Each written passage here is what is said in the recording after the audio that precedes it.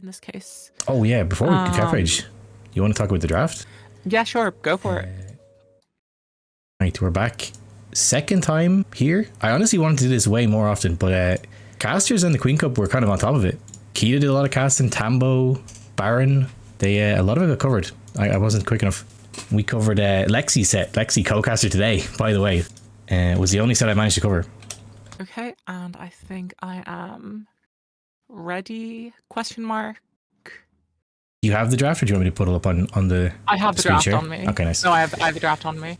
This one, except for one glaring map, I'm glad we get to see one of these maps because I didn't get to cast one yet. It's kind of a normal game. I miss getting to see some of the insane maps. Like I is there, the ban from Gigi. Uplift Nomad, it's a ban from Lana.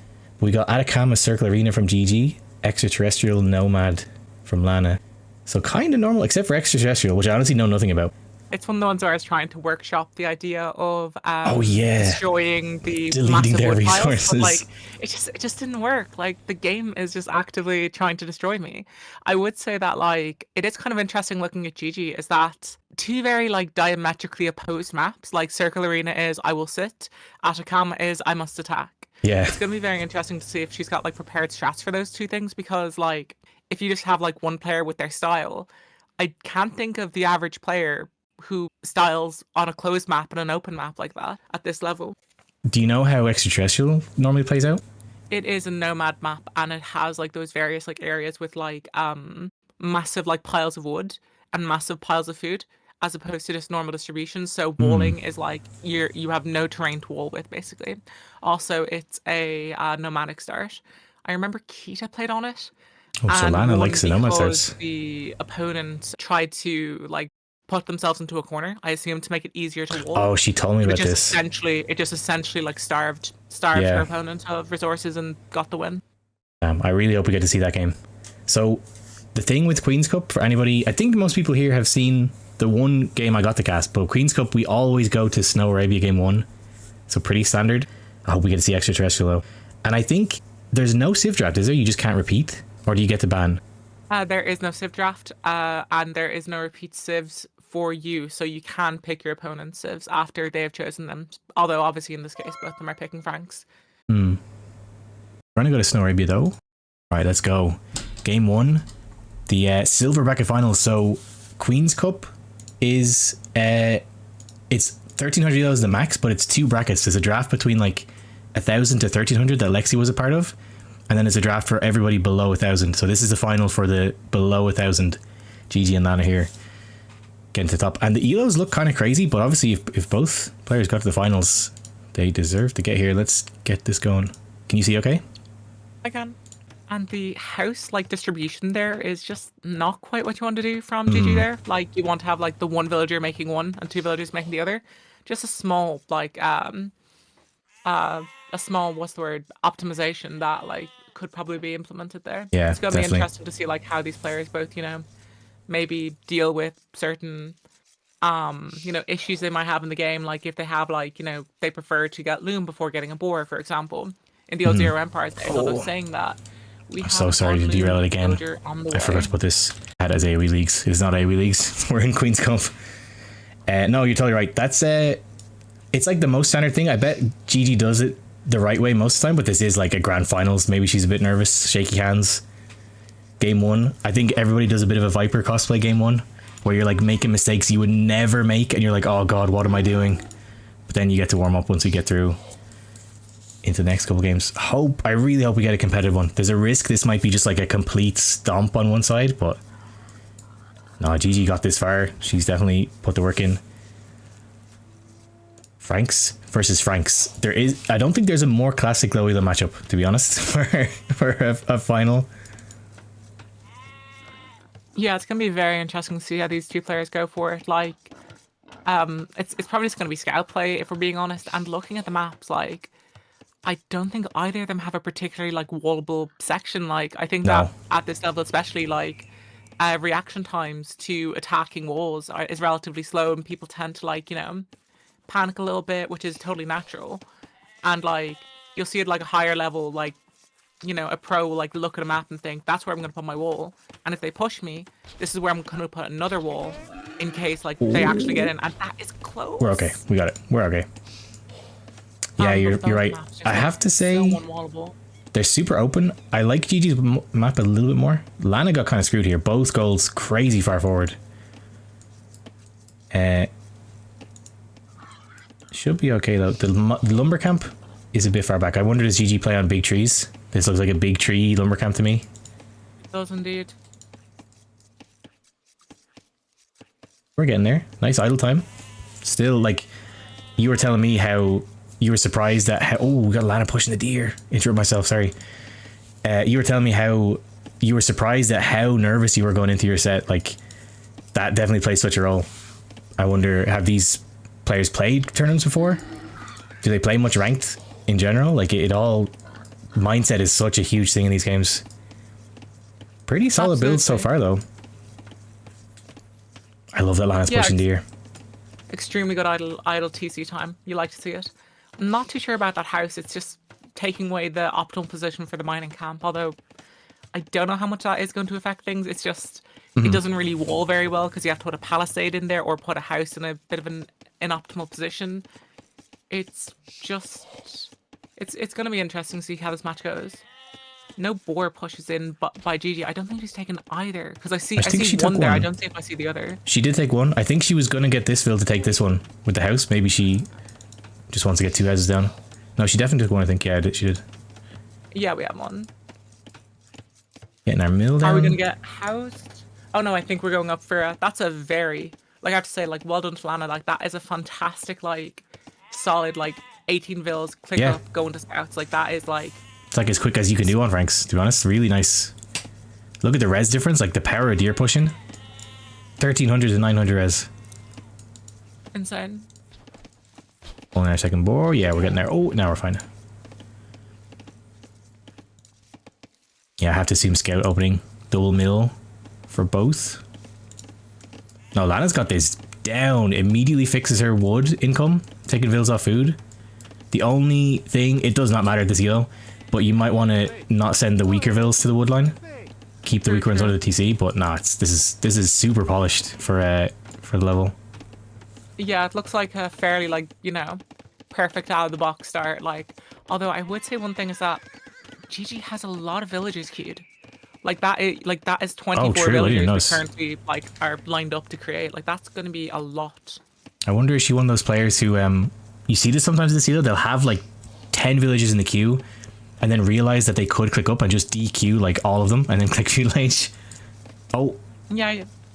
I think it's like the division of like, you know, the division of like your mind is sort of like, she is. Sorry. I have a lot of villagers in the queue. I don't have to think about keeping my TC running. And then the moment I think, oh, I want to get up to feudal age, you're just like, oh, like click away and like. Yeah, she just did exactly that. She just DQ'd all 6 and clicked feudal age. So going to be up 2 vills late. Honestly, really strong timing for Lana. No, Lana plays this, I bet, every single game. She has this practiced. Did you have a barracks up already? Because I don't think I saw one at all. Oh, she's going for 2 lumber camps early. No barracks yet. Again, could be first game nerves. Definitely want to have one on the way.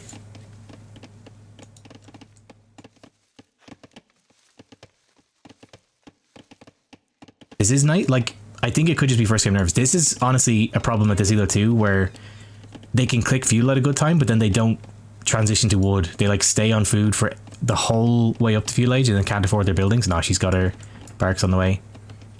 Should be in time for feudal, but then Lana's so far ahead. 2 scouts on the field. Again, I don't want to nitpick, but the barracks placement is sort of just not fantastic. Because like spearmen are slower than scout cavalry, so you want them to be like, you know, in the same way as you want like your fire stations to be as close to buildings as possible that are about to go on fire. Your spearmen are like, you know, your firefighters just need to be close as close as possible so that they can like go out there and fight immediately. And it hasn't even queued one up. This is, although it has got double bid axe like in the queue, which is very nice to see, and queuing up 5, which almost got a vill. Actually, LanaAio backed off a bit early. Bit of an overreaction from Yeah, 5 spears Gigi. is maybe a bit Hopefully of a panic. again it's going to be a oh, panic. Click click click to go away, but that TC is sitting idle.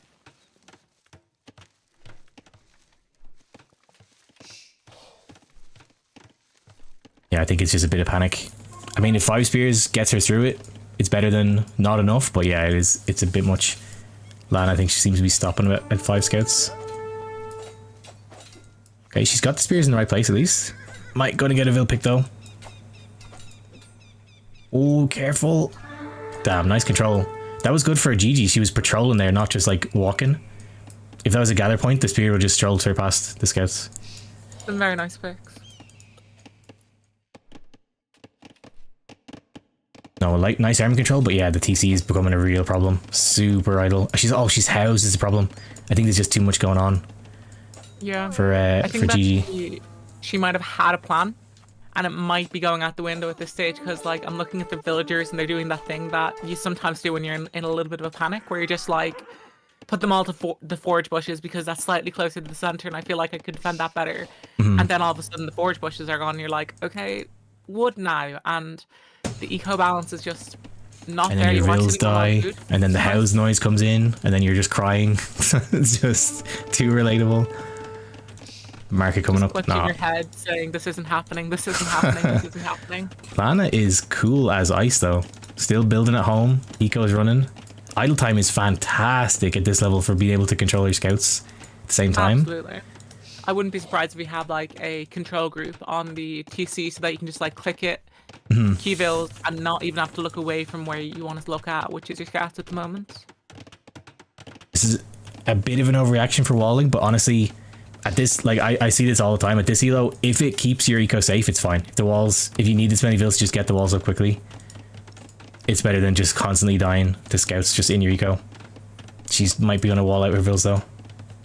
And yeah, those villagers are tasked to go back to the trees they are cutting, and those trees are outside the palisade walls. Hopefully she retasks them. Although looking at them right now, they are walking the long way around. I think they're going back to the original work. She's figuring it out. Give her a second. I'm not going to write off Gigi straight away. I think this is really just a lot of game 1 nerves. We'll see. I can see like the vision of a good build, but then she's getting disrupted by like the stress and then the pressure from Lana. Absolutely. But right now, like, Lana's in a crazy position. So many Vils ahead. Eco's just chugging along. I like the... oh yeah, go for scouts. We have 4 scouts on the field for Gigi, and they're on their way, and that is a very, very open base for Lana. And she knows where Lana is, so like those scouts can get tasked whenever she. Oh, these Vils are walking an absolute pilgrimage to get back. For Gigi, I think this. I wonder, is this? She maybe just grab them and like click the tree. In future, just like delete one palisade, put them in, and then rebuild it if they get stuck outside. Let's get here for Gigi. Gotta make Vils, Gigi. I know there's so much going on. She's trying to fix everything. She's adding farms, grabbing the Vils that went stray.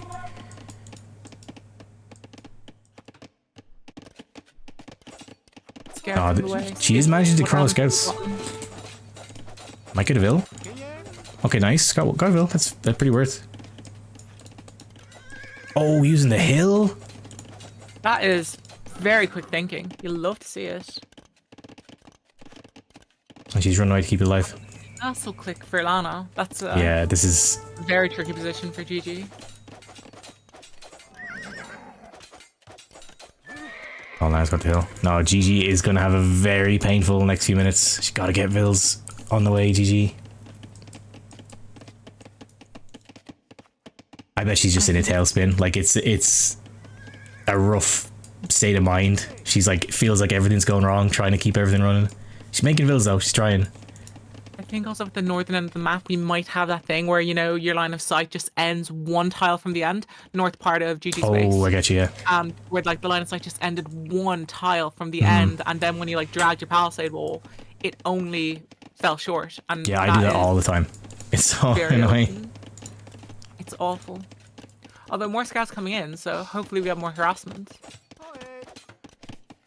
I like Lana's restraint as well. She like got damage with the scout she made and then didn't make any more. It just was like, right, I got my damage. Let's go to Castle Age.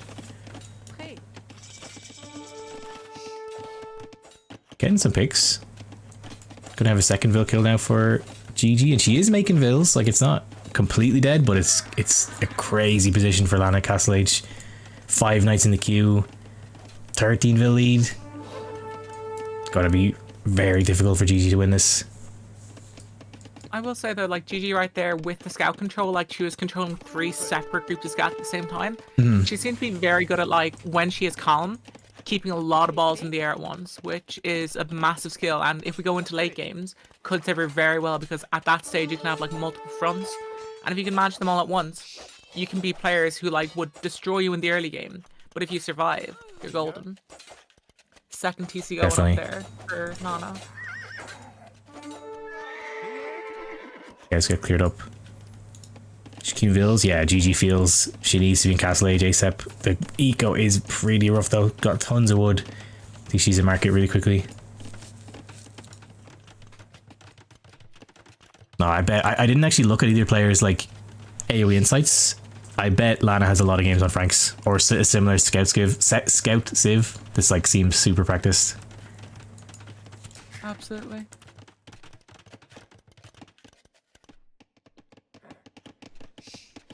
Wait, I don't want to call it, but I imagine the likelihood of it. Oh, it's open as well.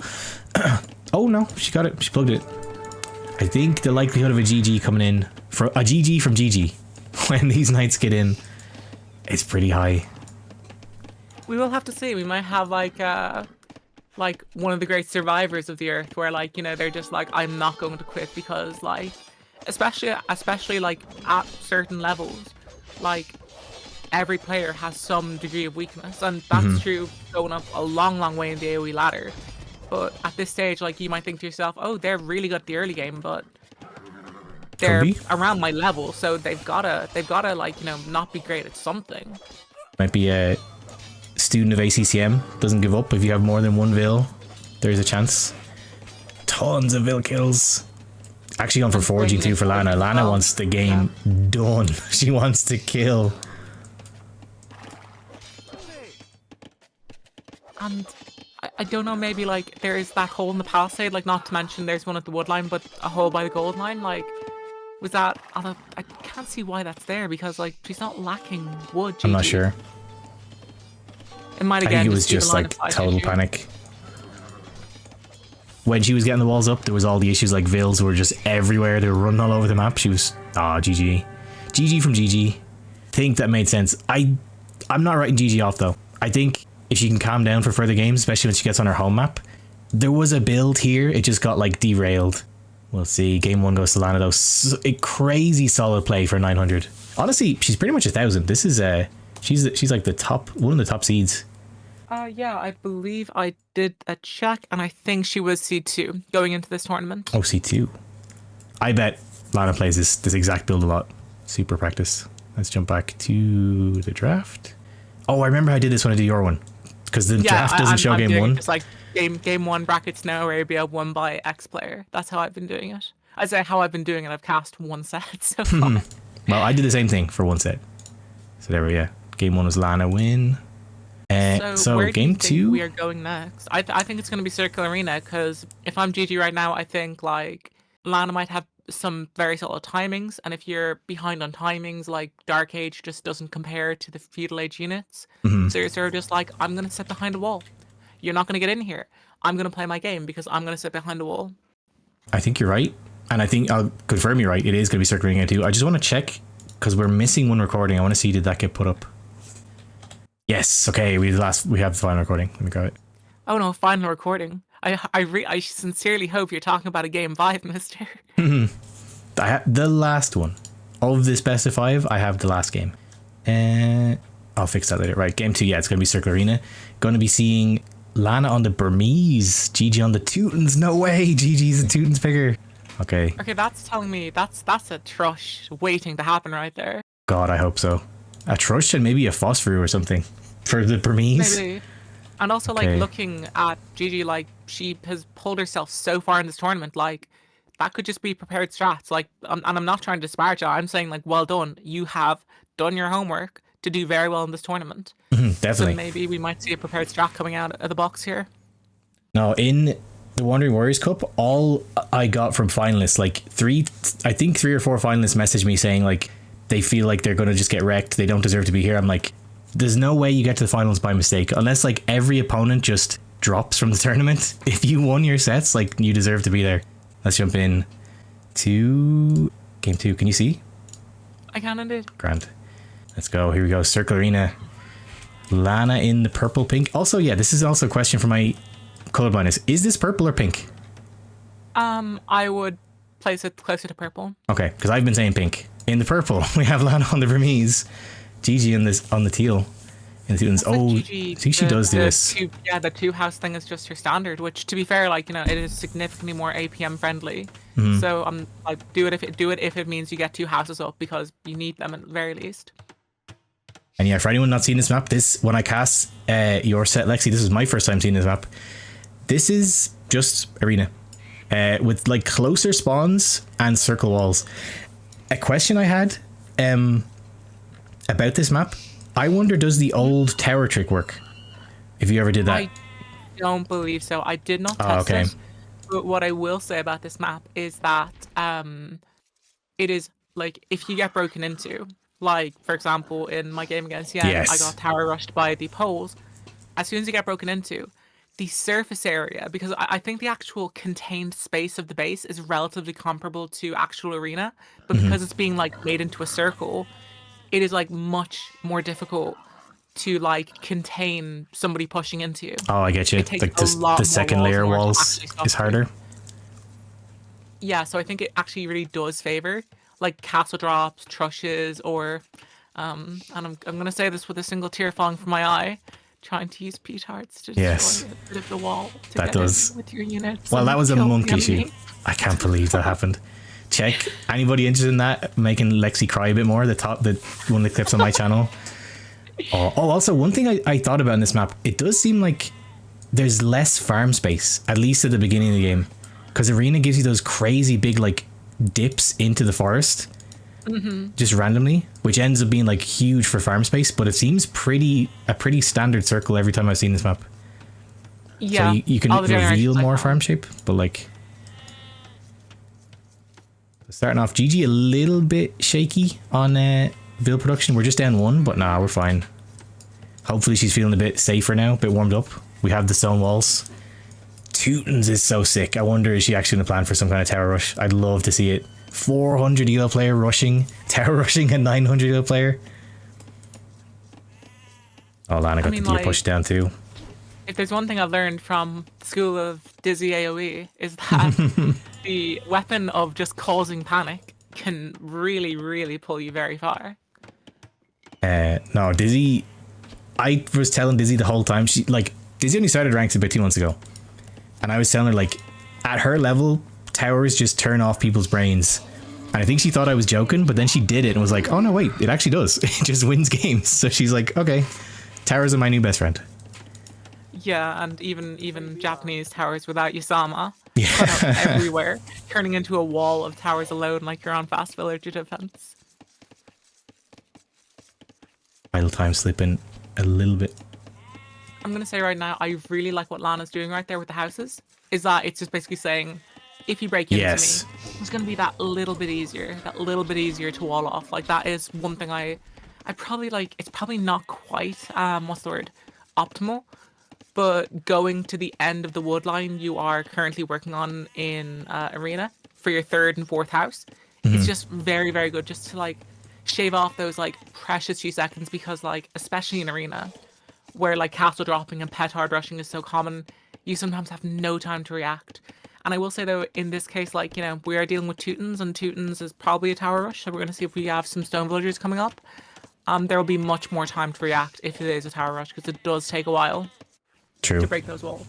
And then, not that it matters as much, because you can always just delete them, but in mega long arena games, again, farm space becomes an issue. So if you're just slamming houses down like at random, and your opponent isn't, like their farms are going to be way more efficient than yours. So exactly. Keeping them to the side can be really good. Let's see. Gigi. It could be like we talk about this so much because I cast this level so often, but at our level, like quote unquote our level and above, who watch a lot of Age of Empires and spend a lot of time thinking about it, like we see a civ and we go like, oh, this is what they're planning.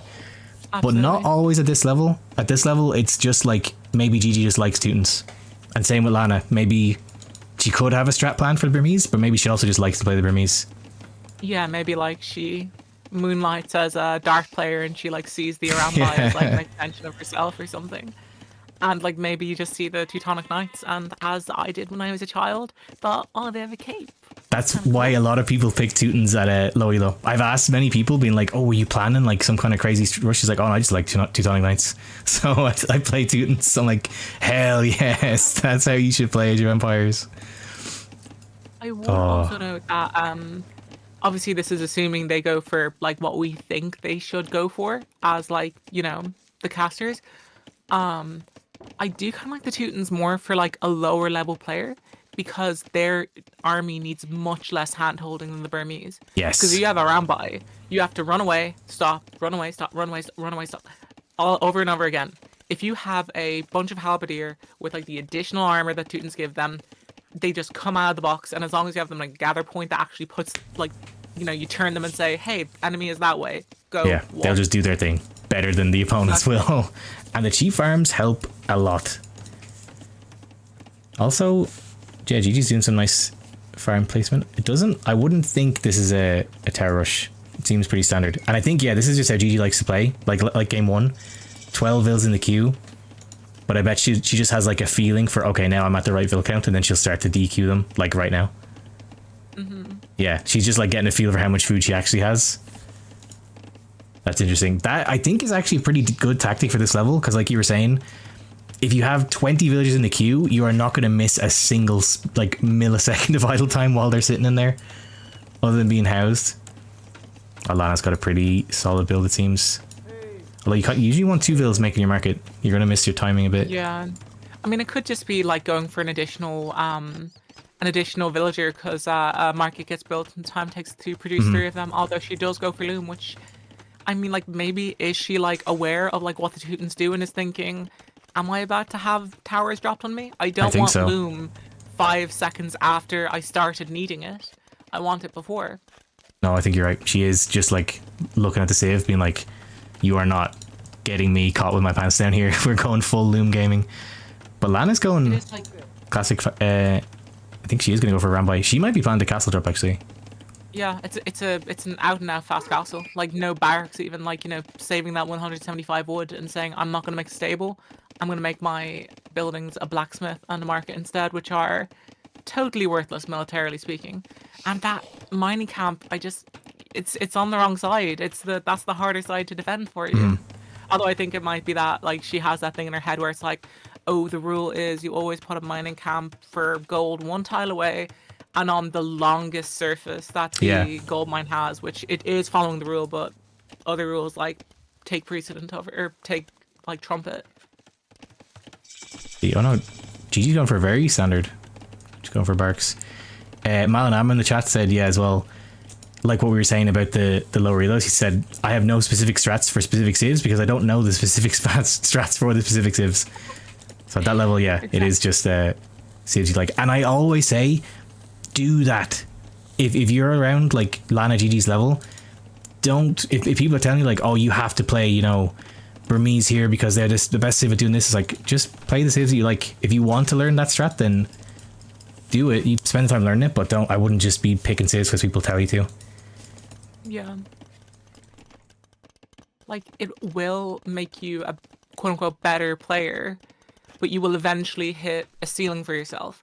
Like speaking just for myself, like, I was about 1100 and I've gotten up to, like, I flirt with 1300, stick around 1200, just because I decided to learn some build orders, because I would not allocate my early villagers to the correct resources. You can absolutely gain a 200 elo bump just by playing like extremely meta plays, but if you don't find that fun, do the silly thing, do the dizzy, as we say. Do the dizzy. Exactly. And those villagers are on the way, and I like that number. I like that she has loom. Everything about this push Yes. is telling me, although, can you check her fog of war? Does she see the gate? Does she see any resources inside of the base? Because I think one other thing about Circle Arena is that it is much less likely that resources generate within range of a scout Oh, cavalry. I get you. That's one thing I did notice, like, when I was playing, is that, like, it's much more difficult to see, so you can't, like, you know, be totally denied of your gold unless you just get really bad luck. Yeah, I didn't even think about that. This is a super polished. I'm like crazy impressed from Lana here. Like, she's obviously prepared a lot for the tournament, but it seems like she just plays a lot in general. This is very strong for 900.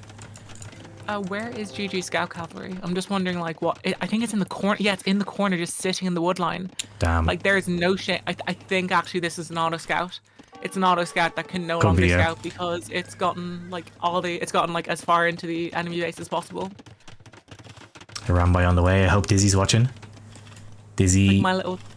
We've got a joke where she thinks the Rambai are the worst unit in the game because she tried to use them once and they didn't work. And I keep asking her to let me, like, phosphor her with the Rambai. She's like, no, they're the worst unit. Stop trying to make them sound like they're good.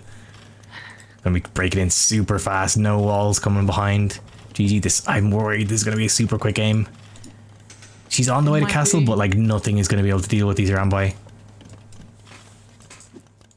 And they're going to melt villagers. For anybody watching this thinking, what can I do with my scout? I like to put an auto scout.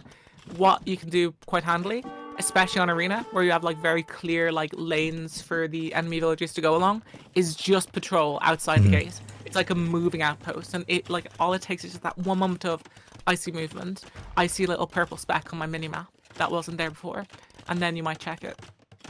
Oh, the dream was there. Oh, she almost got it. Nah. Pass that gate, come on, put it down, pass that gate, you can do it. Nah, she's given up. Almost got it fully walled. I will say Lana is max ranging the Arambai a lot, which is not how you want to use them, really. They're missing, like, almost all their shots, but she's in castle age, though. Oh, and slams down a monastery. Pretty decent, yeah, because, like, 2 Vil deaths, 3 Vil deaths, but this is... We could pull back. The monks will have the range in order to, like, you know, convert the Arambai before they can close the distance to be more accurate, or force them to do long range shots. And I like that tower is very well placed. That's a good tower for me. Oh my god. I love Gigi suddenly locks in. Brilliant. This is so good. And I think, again, like, Lana is currently reacting to what she's just done, and the Arambai production is no longer happening, so the only Arambai that Gigi has to worry about are deep in the base and currently trapped. Monk is on the way. Gigi's still making vills too. Okay, she just stopped, but she was making vills all through this pressure. I think we still got a game. Like, the only way she's only down... She was down 1 vil from the build. Oh, unlucky. Yeah, you want to start the conversion from max range. These things just have... They miss like crazy, but they have 12 base damage. They do ridiculous damage if they can hit. I don't gamble. I just play with a Rambai. Yeah. But the real strength of a Rambai, like, they can kill single units just for anyone who doesn't play with them or against them. But the real strength is when they're attacking groups of units, because even if the shots miss, they will still hit, like, secondary targets and do full damage. Oh, might get conversion here. Come on, channel the Mr. Yo. Come on, surely this gets converted. Nice. That was a long conversion. I feel like I just, like, went to the local pub to the dartboard where you see those guys are just like, I'm great at darts, and they're just like, you just see all, like, the little holes in the wall around. Lana might be impressed by the defense, but she's also saying, like, yeah, good job, but I'm still gonna kill you. She siege forward. She is not gonna let up with pressure, but, like, I really like Gigi's defense. Monks are gonna work. She just needs to be able to deal with siege. She moves back to the safer gold. Tower on her woodline too. Yeah, I would like to see that, like, little lane on the side of her barracks there, because, like, that tower is very well placed if that barracks actually covers that location. So, like, just a single house there would be absolutely perfect. And 2 monks, are we going to be tasking them correctly is the question, because they can absolutely change the tide of this battle. Let's see the splits, Gigi.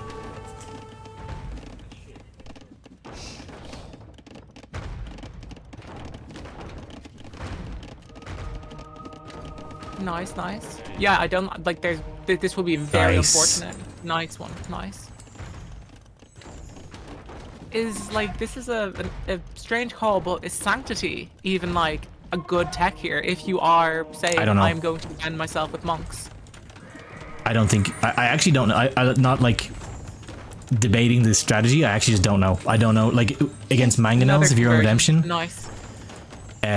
Against mangonels, you need Sanctity because it's the difference between a monk surviving a mangonel shot and not. I actually don't know against a Rambai. Does like Sanctity give you one more hit against a group? Oh, she's actually killing the mangonels with the Rambai. Sick. And she's adding knights. Where are these knights? This could be huge. A Rambai will wreck them, but they might be able to kill the mangonel before the Rambai can hit them. Oh, Lana. No, she's watching. Sick. Mangonel's dead. For the past like minute, I kept an eye up on the top left, and like, look at Lana's idle TC time. It has been ticking up because it's like very difficult. Like, keep in mind, like Gigi is like the TC is on the screen at all times when she's doing everything she's doing, so it doesn't take a great deal to go like, oh yeah, I'll make another villager. Adding TCs, no way. I like that one a lot as well. It asserts the position very nicely because like if you want to like gather from that stone, and a mangonel wants to hit you, it's got to go within range of the TC and get absolutely shreked by it. No, that's the thing. Like people, I think, have a misconception. Oh god, we're going crazy, monks. It's going to work. I can't wait to see if she can do the splits. But the thing about super aggressive pushes like this, it's you think the pressure is on the person being pushed. The pressure is kind of on the person doing the pushing, because this is all money you're not spending on your economy. That like money that Gigi didn't have to spend. So like Lana needs to get damage with this. But here we go. Ram's coming in. Oh, and she knows to fight with Vills. In Age of Empires. Look at the splits. I like this tasking. This is good tasking. This is excellent tasking. Oh my god, this is so good. She's gonna convert them all. Damn. Oh, might get one converted back. I mean, Lana has no Rambai. Gigi has 5. Oh no, she has 1. Sorry, my bad. Gigi is the one a Rambai rushing now. This is so sick. Challenge level impossible. And the most annoying thing is for Lana is Gigi is Teutons. So I actually don't know. Do converted units? I think they do. I think her. I think they get the Civ bonus. That's I don't so think it, funny. Like, changes their identity. That is an interest. Oh, and we're going forward. That's an interesting TC. It is pretty risky to be honest, but I actually thought these were going forward to like Castle Drop or something, but no, just gonna make TC. She could. I actually would delete this. Vision at this level, so I would not be surprised if we're here at minute 45, and that's the moment that Lana's like, "Oh, you had this the whole time." This is so funny. Like, Lana gets the monks to convert them back, but they're so hard to convert back. Atonement coming in for Lana though. Honestly, a lot of people at this level don't know Atonement exists. Pretty good that like Lana's game knowledge from just these 2 games we've seen. Clear why she's in the finals.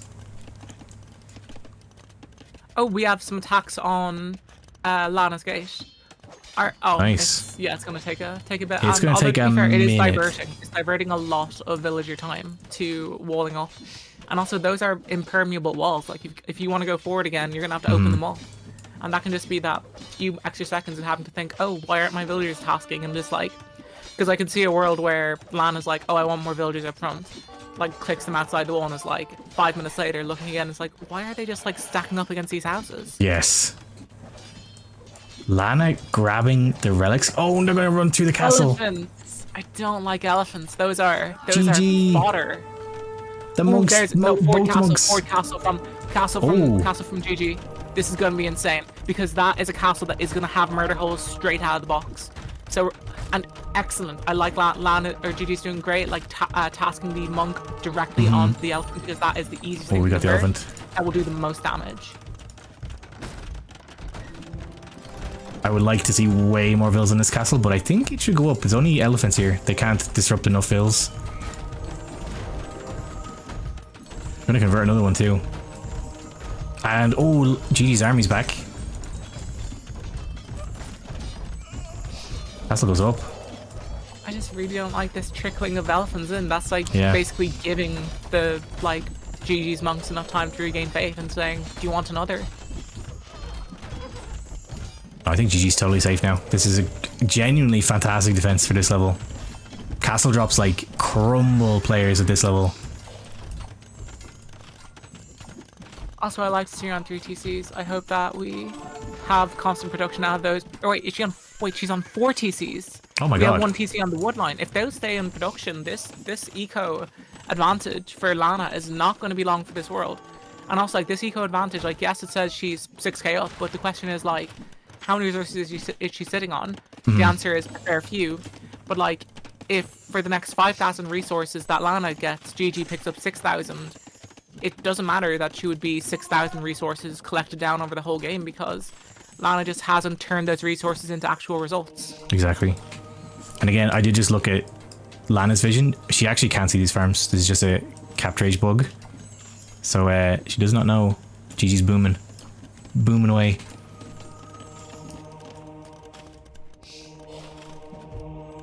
Just seeing all out monk on monk play at this level is shocking. The amount of players at this level that just don't know monks exist or how to use them. And another monastery as well. Yeah, Gigi, I think. so this is like, I'm committing. Avil got distracted. There was one build, I think. Probably by the pikeman there. Yeah. I love that, like, the pikeman can't do anything because every time it hits a Vil, the monk heals the Vil. So this pikeman is just like jabbing this Vil eternally.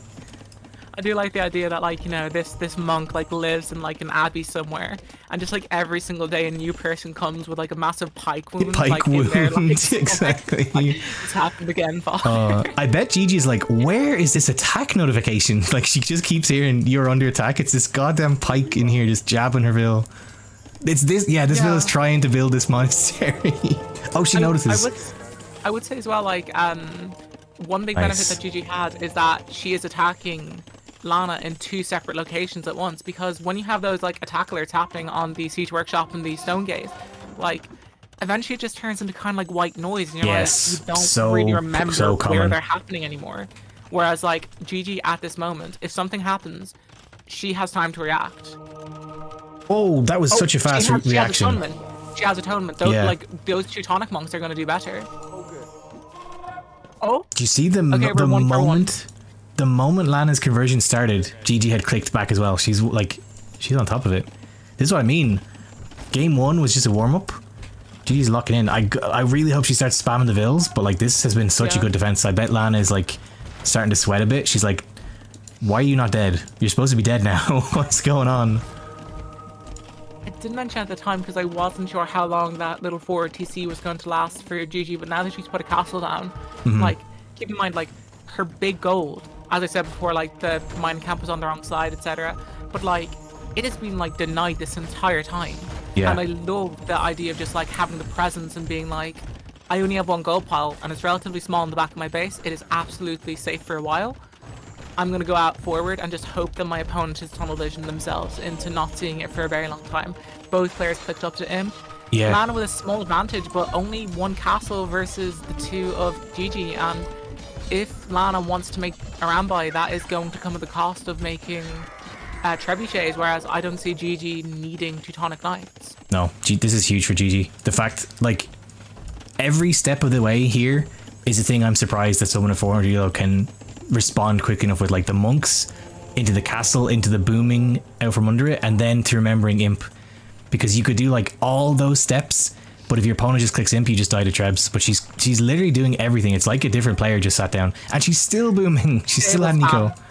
I like to see that stable spam. So one issue good. I do have though is that Gigi has precisely 0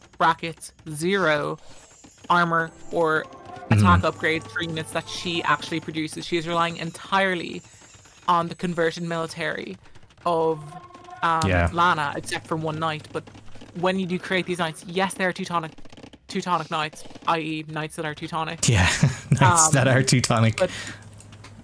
But like, they're not going to be that great. They're going to be better than unupgraded like Frankish knights, but they're not going to be better than the like upgraded alternative. And you are sitting on a lot of resources at the moment, Gigi. Now, something had to give. If the only thing that gives is she forgets a bit of upgrades for everything she's done right this game, like, that's pretty impressive. Sure. Rambai gets cleared up. Bloodline's coming in. And a trebuchet is like queued up for Lana, so we are going to attempt that push. And 10 seconds though. Gigi's gonna have double treb production if she can click. Come on, Gigi. Hopefully she's waiting. Let me see 2 trebs. Yes! Oh my god, she's gaming. Brilliant. 2 trebs instantly. This is actually going to be so hard. Well. Yeah, this is going to be so hard. Really them in one place. Does Lana know about this? Oh, she did see it. I bet she's so confused. She's like, when the hell did this get here? It's cast because she only knows about the castle. Okay, first trap comes out. Hopefully it doesn't scare Gigi here. What's wrong? Oh no, the walls reappeared for a second on the view. Like Gigi's. Oh yeah, that's a bug, I think. It just does that sometimes. Sometimes the one person view is a bit weird. This is very nice from Gigi. That castle is not long for this world, and the number of villagers who are forward to actually repair that castle is minimal. Not enough. I do see Gigi cooking a Cavalier, but we only got 1 night. Oh no, she's queuing more. Okay, never mind. She has a plan. Oh, gonna dive this treb. Look, she's ready to repair. Oh my! I don't think she can, but the reactions. And it's a murder hole's castle as well, so those knights aren't just gonna like run underneath the like arrow slits and just like pretend they're not there anymore. Both players look like they're going for Cavalier, which like I'm not sure about for the Burmese. Like that's not a favorable engagement. Like in the long run, you're hoping to have some kind of advantage, and Gigi is just spamming out the villagers. I think one big problem is that final town center she's made, I don't think a single villager has been created, like the one on the stone outside. You need that zone if you're going to hold. No, it's made like 1 vill maybe. I know, like I've been complimenting Lana this whole time for the polished builds. This is ridiculous play for 400 though from Gigi. Castle goes down, but she's actually going to, I think, hold this. 3 trebs or 2. Okay, hold on. Units going forward though. No, she's on top. No, converting. Yeah, Lana's castle's gonna go down. She's gonna try and drive the trip again, but there's Cavalier waiting. I don't know where to look now. Hold on. Trying to get everything in one. There's monks on one side, Cavalier on the other. Okay, Trebs go down, but well, like, Lana's castle falls. That little wall from Lana right there. Yeah. Genuinely fantastic. Like I do not know if she knew about the castle at that moment, but even if she didn't, the gate is there. Like that is the natural position. Like obviously, like you know, your opponent can delete any section of wall, so technically every bit of wall is like a one-way gate at some stage.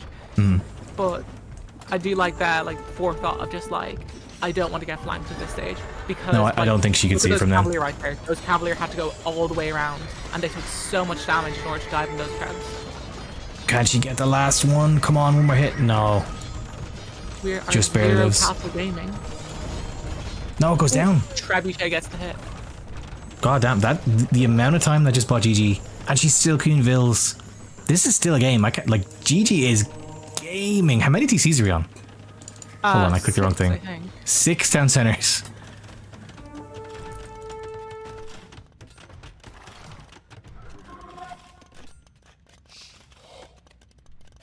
Dumb cube. There's a couple ways to do it. Dumb cube just asked about like how you do the monk splits. It's kind of different player to player. Even at the pro level, they all have different strats. I do the control group splitting, but it's a bit hard to learn. But like there's players at top level who literally just go like click, right click, click, right click, click, right click, like one after the other. One thing you can do, which is quite handy, is you do the control group thing, but you task all of your monks to convert 1 unit in range at the start, because they'll all start charging up the conversion, and then you really quickly go 1 click, 1, 2 click, 3 click, 4 click, 5 click, and all of a sudden you have 5 different targets going all at once, and you didn't have to like, you know, individually charge up each position. Yeah. A castle is like, it denies the gold, but like I prefer it further forward. It's not really asserting itself really well. Especially because she's not gonna have another one for a while. It's not that much pressure, especially with how many TCs Gigi's gonna have. There's also, just still talking about the monks, Survivalist has a crazy strat with I don't think it's fantastic. You have to be in specific situations, but he uses the idle military hotkey, and he'll patrol all his army except for the monks, and then just spam the idle military button. So you can take 30 monks and split them onto all individual units in like a second. It looks crazy, but it only works in like that one situation. Varus, thanks so much for the raid, by the way. Thanks, you've raided me a couple times now. I really appreciate it. Try to hit you back. Nice one. We got some low elo Queen's Cup action here. I have Lexi joining me. Hold on.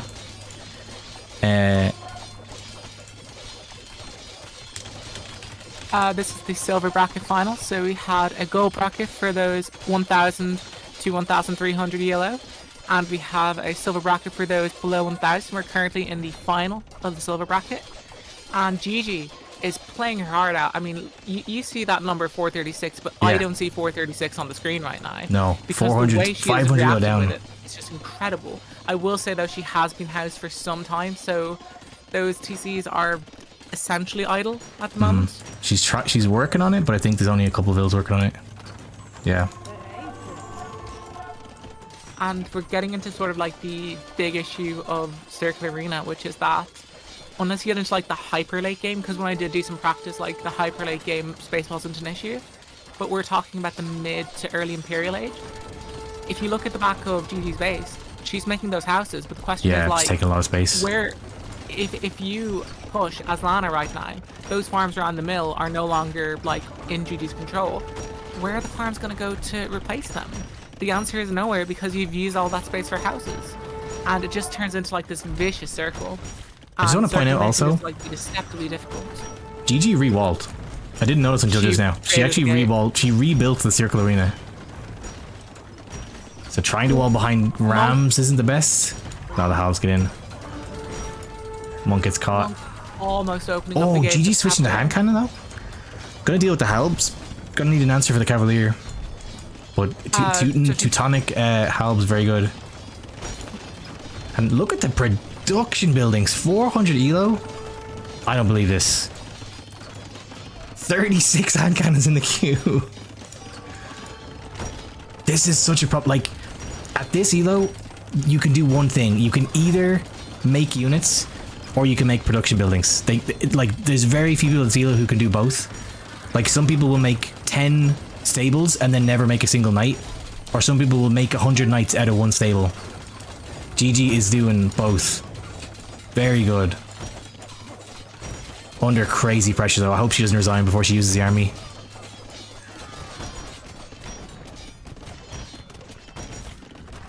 We're in kind of dire straits though. Down to 2 TC. Hand cannons are out though. Yeah, I think we're like in the issue. I think now is that like I think the Teutonic like game plan at the moment should be heavily armored halberdier, just push, because like if they can get converted, I don't care, they're halberdier, and it's going to be difficult to convert them in the first place because they're Teutonic. I think she's dead. But you don't have the upgrades. You'd already have to have like at least what's it called, scale barding armor, the second one, in order, or no, that's the ring armor. I forget which order it's in. I think ring is the last one. Upgrade. No, it's scale. Yeah. Scale is the, plate is the last one. Yeah. No, it goes to Lana. I would not be upset if you were Gigi. You played so well this game, Gigi. I hope that she's still feeling confident going into game 3. The pressure is crazy, but if I held it this long against someone 500 or higher, I would be like, oh god, I could win this. Like, I actually have a chance here. Absolutely. Lana's build was so solid, but we just lost all of our steam. Game 2 goes to Lana. All right, let's jump back, see where we could be going next. I agree. I think Gigi should be really proud for that game. Even if this is a 3-0 sweep, I hope it isn't. That was a crazy game. But yeah, like Gigi has a lot to be proud of for that game. It was fantastic. That was like, I will be a turtle and you will not get into my shell. And I think she can be absolutely proud of herself. The question is, where do you think we're going to go to next? It's extraterrestrial, Nomad, or Atacama? I have to assume Gigi wants to just use her last home map, because there's a chance she just doesn't play Nomad games. Yeah, it has to be Atacama. I thought so too. Like, if I'm Gigi, and obviously, like, you know, I don't know if she knows extraterrestrial, because like the map pool was insane. Like, I didn't see all the maps, and I did a little bit of like research. Like, if you see both of your opponent's maps are Nomad starts, my first instinct is, oh dear, this is somebody who really likes a Nomad. Exactly. I wonder, is that like a thing from Lana, like maybe trying to fish for getting lower elo players into uncomfortable settings? Because there's tons of people up to like 1,000, 1,200, 1,400 who will never play Nomad. They'll like Alt F4 or ban them forever. Could be. So you can see it, the stream can't see yet. We are going to Atacama game 3. Potentially our last game, but no, I believe Gigi. Let's go. I think she looked way more warmed up in that game. I am gonna say I don't know if you currently have it on your stream, but that is a berry bush for like the H's. Like, what on earth berry is bush? going Yeah, on? this is almost like bugged. Like, that's extremely weird.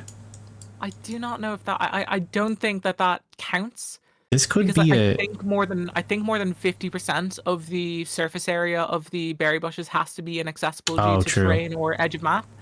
And that is slightly more than 50% accessible because you have like one half and then you have like the two ends. But I could be wrong. I have not studied the handbook that tightly. And this is just Atacama. It's not even like a weird map. This is a pretty common map. Well, let's go. Game 3. Gigi in the teal on the Magyars. Lana in the purple on the Mongols. This is a vicious matchup. This is the first thing I noticed. Gigi's home map. Did the houses. Oh yeah. Gigi did the houses in a much more optimal way. So I think maybe like after that second game, like she might be like, I feel confident. Like I survived like so long there against somebody who like, you know, everyone thinks should be beating me. I did really well. I can do this. And maybe like, you know, the hands are less shaky because like speaking for myself, like I only did like my first one-on-one tournament in this tournament. And like I had a moment where I had my army in an opponent's base trying to kill villagers creating a castle. And as soon as the castle went up, it took me like what felt like forever to like task my cavalry archers away, even though like that should be an instantaneous thing. Like nerfs are a massive factor in this kind of thing. It's insane. You really don't understand until you've played in a tournament set when people say like the mentality, your state of mind, like what you had for breakfast in the morning. Like it all matters in these sets. Oh, we lost the Vil. For Lana. Yeah. Oh my god, this might be swinging back for Gigi's favor, but yeah, like it has to be felt to understand. Even if you're like a super confident person who doesn't care that much about Age of Empires, there's something about the pressure, and especially for these girls, like they know this game is being watched. Like it's the finals. It's crazy. You would like hands shaking is the least of your worries. You're like, hope you remember to make villagers, hope you don't just like accidentally delete your town center in the first 5 minutes. It's so tough. I always point out, like when you see someone making like super common silly mistakes, you have to remember the pressure that they're under. It's like hard enough in a ranked game to remember everything. Yeah, not to mention that when you're in a tournament, you think to yourself like, because if you're in a ranked game, you're like, they're also in a ranked game, they might not be taking this too seriously. If you're in a tournament, you can sometimes build it up in your head and you're just like, they're in a tournament, they really want to do well at this. They have like picked their maps. Like this is not just like, you know, what the like map pool decided to handle. Yeah. They picked this map, or they know they're coming to this map. They have prepared something. And as a result, like you might try to prepare something yourself and then you're out of your comfort zone. And when you're out of your comfort zone, you lose villagers to boar. Like stuff like that happens. I will say as well that Lana, I don't know if maybe like the loss of the villagers to the board also like messed up her food eco, but like she's down 3 villagers, which is extremely significant at this stage of the game. Pretty bad. And like Gigi, 3 seconds idle time. And I think Gigi knows this map. We had in the one other game I cast in this tournament with Kita, there was a player picked Atacama as their home map, and I'm honest, I might be wrong. I think they hadn't actually played the map, or at least they didn't know it that well. It could have just been like maybe Atacama was the last like non-insane map left in the pool that wasn't like extraterrestrial or something, because yeah, she like spent a long time chopping these trees before eventually went in here. But both players here, they know this map. This is looks very practiced for both sides. I think Lana is just like stumbling a little. Also, for how stressful it is for Gigi being 0-2, there's a weird reverse stress when you're 2-0 up, because you're like, oh my god, I'm about to win, and like you suddenly start making mistakes. Like every mistake feels so much worse when you're on the precipice of winning, because it feels like it's slipping out of your fingers. Oh, exactly. Like the psychology of this stuff, it's crazy. There's no such thing as just like, oh my god, she did her build wrong. Like the build, if you can remember like 90% of the steps of your build, you're doing great in a tournament set. Trying to take this insane berry bush. I will like advocate for get a flashcard, write down your Dark Age builder. I Stick it on the wall behind you. Yeah, that's actually pretty clever. It was literally up at like the F keys of my keyboard. They were just like sitting there, like, so whenever I had to look down to look at a hotkey, I'd be like, oh, they're like 2 villagers to wood now and stuff like that. That's good. And like for the first time, like this is big. Like also I'll also say like Gigi going for a much different strat, like going for a 19 villager uptime. Yeah. Like 11 seconds on time. She was like 24, 23. Like that is a much more aggressive stance to go for. And on Atacama, like early aggression is insane because like your villagers to get to the wood line are so far away from safety. No, that's what I was saying from Snow Arabia. I could see she knew the build, like the Frank scouts. I think it was really just pressure. I think she's locked in at this point. And honestly, again, to go to like another weird psychology part of this, sometimes when you're 0-2 down, it depends on the person's like personality. You can either get like so dejected that they just barely play, and then I've seen that a lot in WCC. I think in Gigi's case it might be the other way, where she's like, oh, I'm 0-2 down anyway, I'll just play like crazy, see what happens. Like, what do I have to lose? I'm gonna die anyway. She's completely locked in. Barrack's gonna be up at the perfect time. Eco spread maybe a bit heavy on wood, but gonna be fine.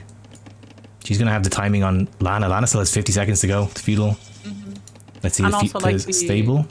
Oh my god, she's perfect. Better out of the gate as well. Like, yes, Magyar scouts. She's not gonna have 150 like wood as soon as like that stable goes up. But you don't really need it because the only like you don't really need armor upgrades for scout cavalry in the feudal age. So as soon as those scouts come out, they're actually fully upgraded. You do not need a barracks yet, a blacksmith yet. No, one of the upgrades the only upgrades you would want to go for scouts if you're staying feudal is like bloodlines or foraging if your opponent is going to be going heaven scouts, and like against the Mongols they are going to be going. So like Gigi's going to have a really good feudal age if she can keep on top of this. Lana I think is warming up again too though. Stable's coming up. Really nice walls. I was also going to say, I really like that little nook she's in. Yeah, like, that really is cozy. So easy to close. It's like a little enclave she's got. Guys are producing. Idle time's still pretty good. Starting our farms. Also, like, eco upgrades up as well. Like that, I don't see that from Lana so far. Like Gigi is playing this so solidly. Is she aware of the position? Yeah, she should. She knows what the vills are. Lana's got some spears in the queue. She knows what's going on. Lana's got five scouts in the queue. Oh no, DQ'd one. Oh, just passing. I don't know if we actually scouts ran past each other there. Let's go, Gigi. Put the pressure on Lana this time. Because the pressure really is on Lana. As much as Gigi is about to lose the tournament, Lana is about to win the tournament. So she is probably like, please, I need this to go right for me. Both such fragile positions. Let's go. Oh, I don't know about this. The eco, you can pressure the berries on Atacama, but like the obvious spot is the woodline. But actually there's so many spears here. This is actually gonna catch her by surprise. This might be huge. She might get 3 vill kills here. Oh, I don't like that. That's the wrong split. You want to be on the other side. Actually, sorry, there's attacks on both sides. Oh, she's adding a range behind as well. Got 1 vill. Maybe 2. Come on. That nice. 2, maybe 3. Magyar scouts, free foraging, they kill very fast. Okay, 2 vills down for Gigi, 1 vill died for Lana. Sorry. No spears in production either. Now we have a spear in production from Gigi, so it's going to take a little bit before the wood line can really be deemed safe for her. 2 kills each. I think, yeah, Gigi killed a scout. She got 3 kills for. Damn, sometimes the vills just like backflip from like 3 meters away into the TC. Oh yeah, that should have been a vill kill, I think. Spears. Oh, drawing the spears back, but I think now Gigi might end up hitting the wood line. Yeah, that's every single spear you have. Like, unless you're keeping an eye on that, like those scouts could just like run in before that house actually gets a hammer hit on it. My God, this is so good. Are we gonna see that? Oh, no, good awareness from Lana. Good awareness to say. Yeah, she actually stopped the gate to hit the house. Pretty good. I mean, 5 Magyar scouts can break through. It's gonna keep Lana repairing. This is such a stressful game for both of them. Just constant attacks on either side. Also, tiny thing. I think the meme of it has in all these past few years of Age of Empires has made it happen less.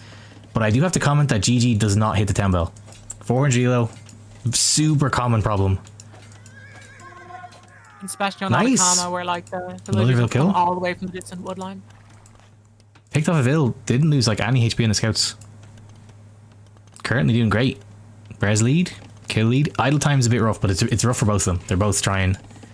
Adding our back, blacksmith. Oh, we're adding archers. Oh my god, Gigi's going full feudal aggression. I really like that. Like one thing from the gold final yesterday, which Yen did differently from her first match in the tournament, is adding in archers behind a scout push, because scouts, unless you pick the exact right spot at the exact right time, etc., it's really to just build a house or two behind the position, and scouts have no range. Now, if Gigi can control these, diving out of TC, that's actually pretty rough for Lana. I think she got a kill. No, she didn't get a kill. Oh my god, she's gonna lose all her scouts. Lost half her scouts. Classic look away for 1 second and your army disappears moment for Lana. If Gigi can control these archers though, this is going to be super powerful. She's got a good few of them. She got fletching. Oh my god. And a spear forward. Gigi is gaming all of a sudden. She's someone else. God damn, Viper just took over. Oh no, ran into the spears. We're okay.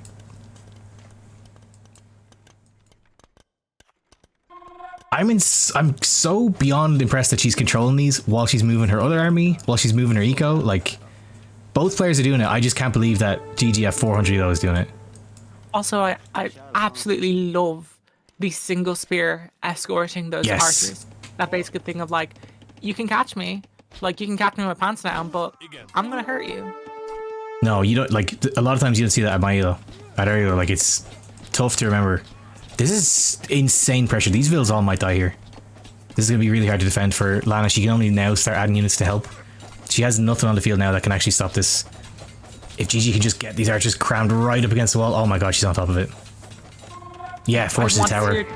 I want to see her kill those spears first. Good. Forces a tower, but it might not be enough. There's a lot of army here. Oh my god, the vills are actually in range too. These are 4 fletching archers. So impressed about by Gigi this entire time is just like the pure army control. Just like as I said in game 1, like she has so many balls in the air at once. And I think like we were wondering in the first game, we were wondering in the second game, like why does she queue up 11 villagers at once? It's because, you know, maybe that's just one too many balls in the air, and maybe she's decided I know which balls I want to juggle at any given time, and every single villager there, except for about 5 around those farms, are totally vulnerable. This is crazy. I think there's a very good chance Gigi wins this game. She's just on top of everything.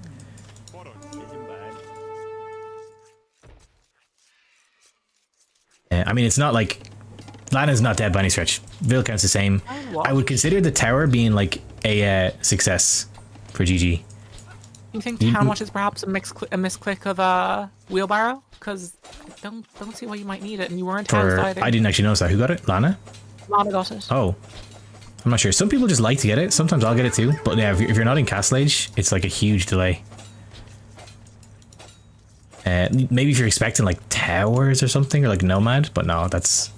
You only get it if you're like Omega housed and you need to get your TC working. Castle's clicked for Gigi though. Lana is very far from Castle Age. Gigi is crushing it this game.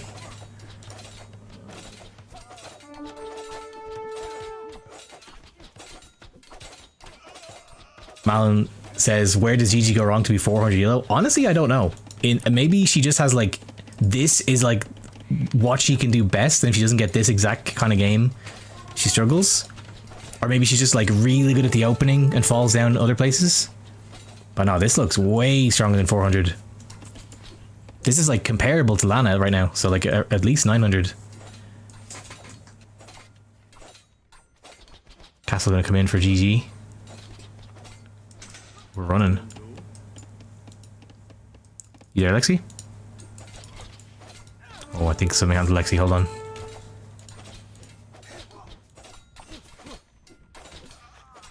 Lexi is muted.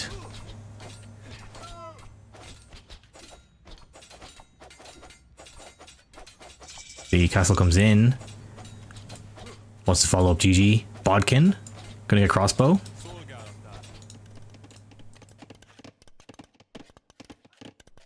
Bodkin. If we get Bodkin, I wouldn't mind seeing crossbow just to get more damage here, but if it's gonna be Bodkin into CA, I'm gonna be so impressed. 2 knights in the queue, double stable, adding TCs.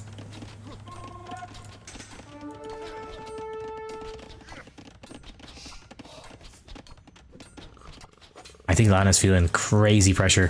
When that castle came in, she was probably so shocked.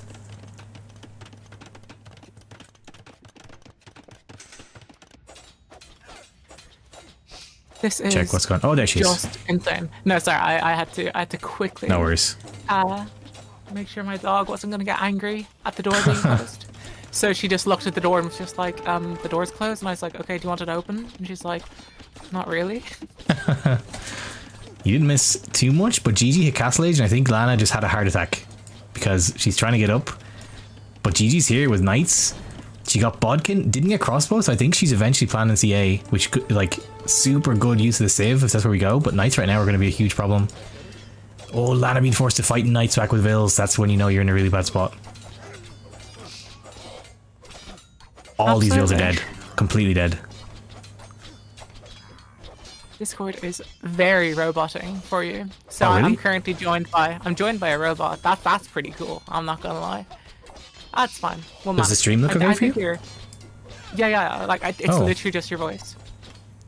We can try reconnect between games. It's still roboty? Yeah, it's still roboty. Oh. Am I okay on the stream? Anybody? You're better for me now. We should be good. And like this is just insane. Domination. Like at the moment, like shocking domination.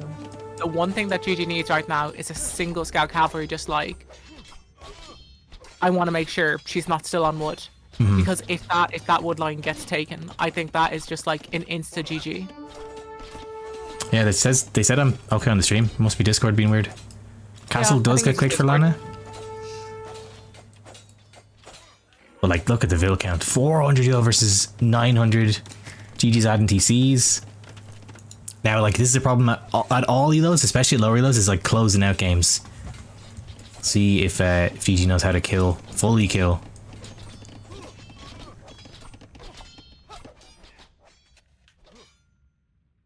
Like, at the moment, I'm just sort of questioning, like, what's Lana's path back into this? Because, like, am I right to say she doesn't have a market? I don't think she does. Because okay, I was gonna say, if she didn't, like, there is no way to put up a TC right now. And there is no way to put up a TC right now because you don't have gold either. And, like, you don't have gold access either. Like, what are you going to create here? For the, like, if I didn't know Gigi was playing, like, such a god gamer right now, if I knew I was playing someone lower elo and I found myself in this spot, I would be like, get a castle, secure golden wood, get back in the game, because like they struggle to push castles at this elo. I think Gigi is like closing all avenues of ways back into this game though, and I think can see these vills. Oh, Gigi's adding so many knights. I think a big issue is that like she did Lana did attack like that archer and scout at the exact moment the vills are on the move. So if you're Gigi, you're looking at the attack notification, you're just like, oh, those villagers are going to where I know there are gold piles. I think I know what the next thing I have to do is. I love the knights. Magyar knights, fantastic. Don't need much. But the fact that Gigi got Bodkin, I hope she starts adding some CA. Or just like goes and drops a castle on Lana's face, to be honest. That like we're in that kind of position. She is heavy on stone. I think that might be in the future.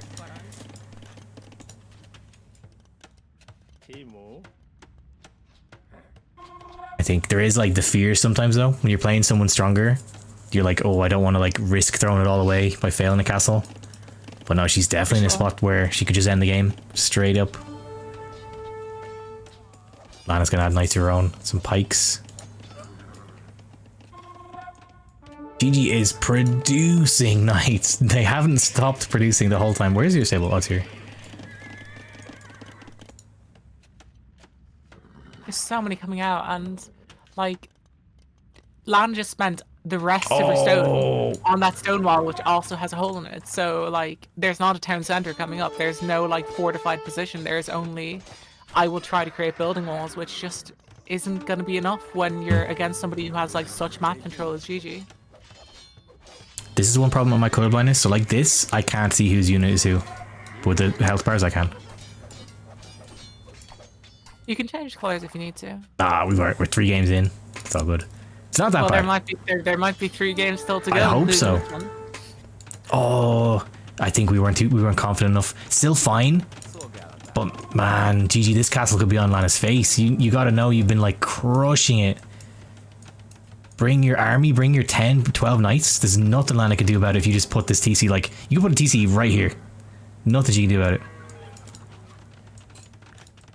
Lana's gonna add eco. No, Lana's not giving up. Even though she can afford to lose games, she's like, if I can take it here, you're gonna have to fully kill me. Prove to me that you can stay in the series. I think Gigi is gonna be able to, though. Yeah, I will just say the one criticism I have is that she's trickling the knights in. And the issue is that, like, they're being found by the pikes. Yeah, it's better than, like, Lana's army, but the issue is that, like, they will get found, and if they're together, like, the knights will win. It won't be, like, you know, good for the cost, but, like, you will still win. But in this case, like, you're just constantly, like, trickling. I do think that, big point, though.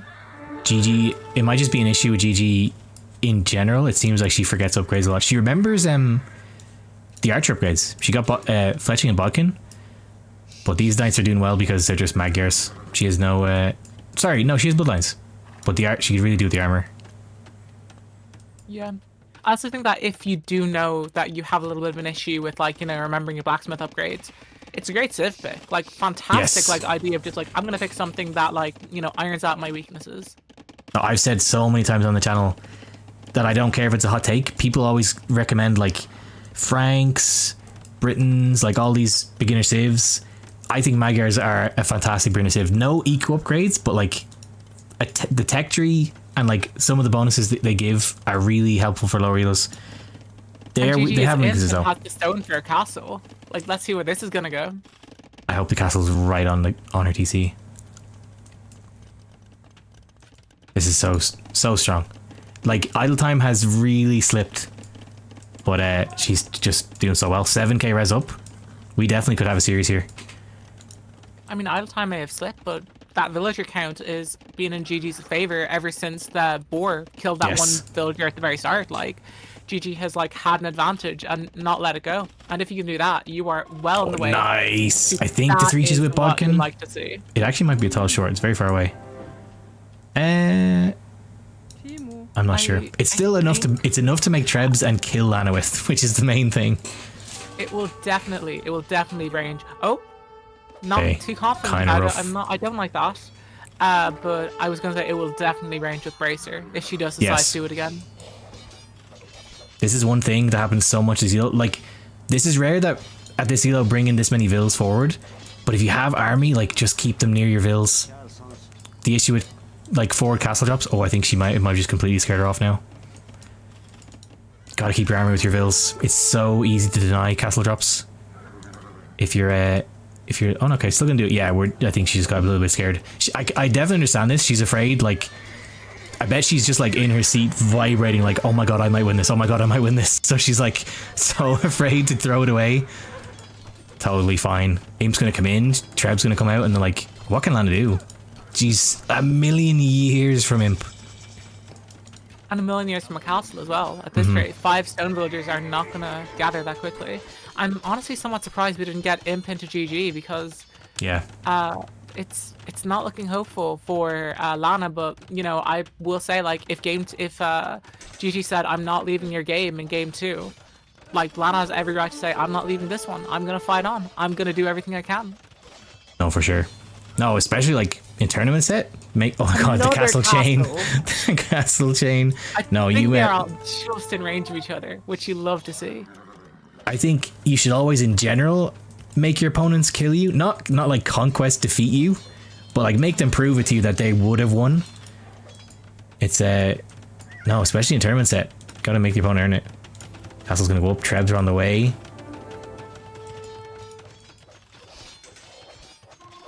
Okay, Lana's going to switch to camels, so the knights might be a problem. Oh, Lana calls it. GG. That was so GG, sick. GG. The GG. That's so good. She takes it. Oh my god, this is so sick.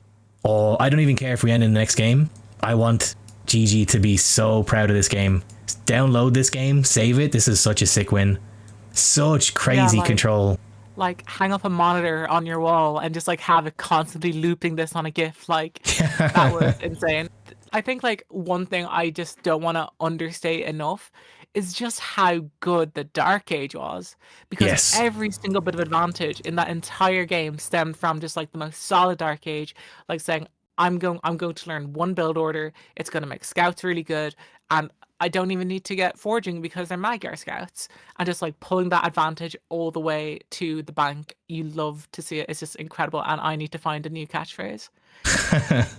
I can't like Dark Age was ridiculous. I don't think I've ever seen such a strong feudal age from this elo. Like hitting with scouts, controlling them, moving the eco, adding archers and sending them forward with spears. Like that's like, yeah, what Malin just said in the chat. Now we know why she's in the finals. It maybe takes her a minute to get warmed up, but like Gigi can compete. Lana, this is not going to be a free win. I'm excited now. I want to get game 4. Come on, Gigi. We have extraterrestrial and nomad. That's a good point. Like, this is going to get kind of scary from here. I think like the way I always like think about my home maps if I ever have to draft them, because I've had to do it twice. I did a team game tournament as well. Is I want to pick something, as you said, like nomad. Like Lana might be doing these nomads because lower elo players are not comfortable on them, and you're essentially like, you know, making them uncomfortable. Is like the idea of I will take you to the deep water and I will drown you. Yes. And extraterrestrial is about as deep as the pool gets. I would be scared to play that map in a tournament. I haven't even seen it. Only what you've said and what Keith has told me about it. But like as we talk about it, that's what we're going to see game 4. It's going to be extraterrestrial. Insane. Oh, I hope Gigi got to practice it. Also, Lana, if you're watching this back, I also want you to win. It's just like you have to root for the underdog, and like you even have to admit 400 elo playing like that in game 3 is just, you don't see that every day. But no, Lana, you're playing out of your mind too. There's definitely no question why you're in the finals. Let's get game 4 here. Right. We're in game 4. Also, before I unpause the game, guys, look at this goddamn map. This is a low elo tournament. I just want to point out, I want to know who's responsible for this map pool choice. To like, on one hand, shake their hand because they're pretty based. On the second hand, what are you doing to these poor girls in this low elo tournament? We got this. There's the I map. There's like Uplift Nomad. There's the what's the other one? The Rice Terraces. Yeah, where like, you know, it's like cliffs on cliffs on cliffs of like, yeah, of water. Like water, so at different levels. Ships can't pass, but units can. So you could just like, you know, essentially create a wall of demos. And I would like to also point out, because I don't think you've noticed it yet. I don't know if you have. Look at the corners of the map. Oh, I'm actually afraid to click these. That's crazy. Yeah, right. For like trade. Same. And the obelisks there have 10,000 wood in them each. Oh yeah, that's how this works. And they never run out. I did a little bit of like sciencing in this. Yeah, you wanted to kill them. I wanted to cook. I wanted to cook because Kamai would be perfect, because first of all, like the it's so like far out. So if you have like the houses you can garrison in, it's really easy to like keep your villagers safe. And also, if the ballista elephant could destroy 100,000 wood like that, that'd be so funny. That would have been incredible. I just want to point out, Lana is in the chat. We do. What's have up, Lana? What's going on? Yeah, this happens a lot. I am sorry we focus on Gigi so much, but like we kind of have to focus on the underdog. But like you're playing for 900. Do you just not play ranked much? Because you are like, you look a lot stronger than 900. Those builds were super polished for that level. I'll just say, if we have another low elo queens, like, I do not see Lana. That's a Photon Man, which has 2 attack. It's sort of like a very, you said very that weak, so matter-of-factly, like, oh yeah, that's a Photon Man. What are we doing in this tournament? It's like a really, really weird, like weak Eagle Scout. Okay. Also, there's no fish, is there? No. No, there is no fish. There is only trade. Just trade. What the hell? Okay. Let's get into this. Oh, Lana says you play team games more. You're afraid to play 1v1. Why?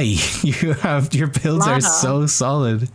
Yeah, I'm just gonna say, like I was gonna say earlier before we got sidetracked. Like, if we have another low elo queens, like I like hopefully I will like elo out of the gold bracket even, but you will be in the gold bracket. There's for no sure. doubt in my mind. Like, you will no longer be eligible for this place.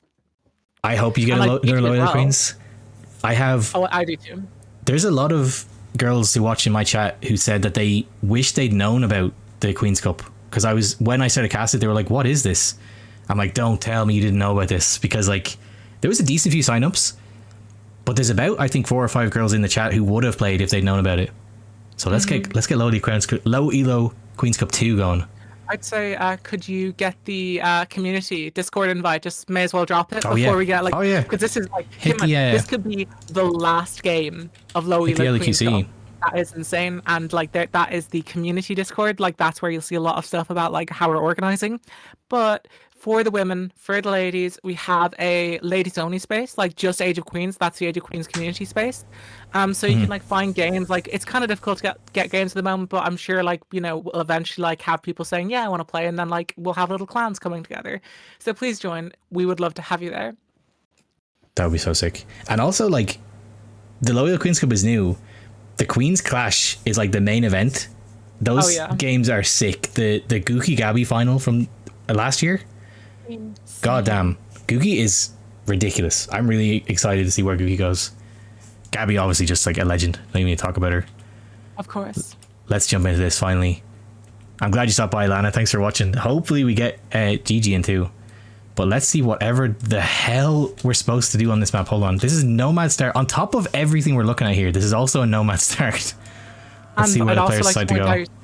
The elevation is insane. So there's so many places that TCs just cannot get dropped. And we have a fairly distant starting town center. Yeah, this is kind of rough.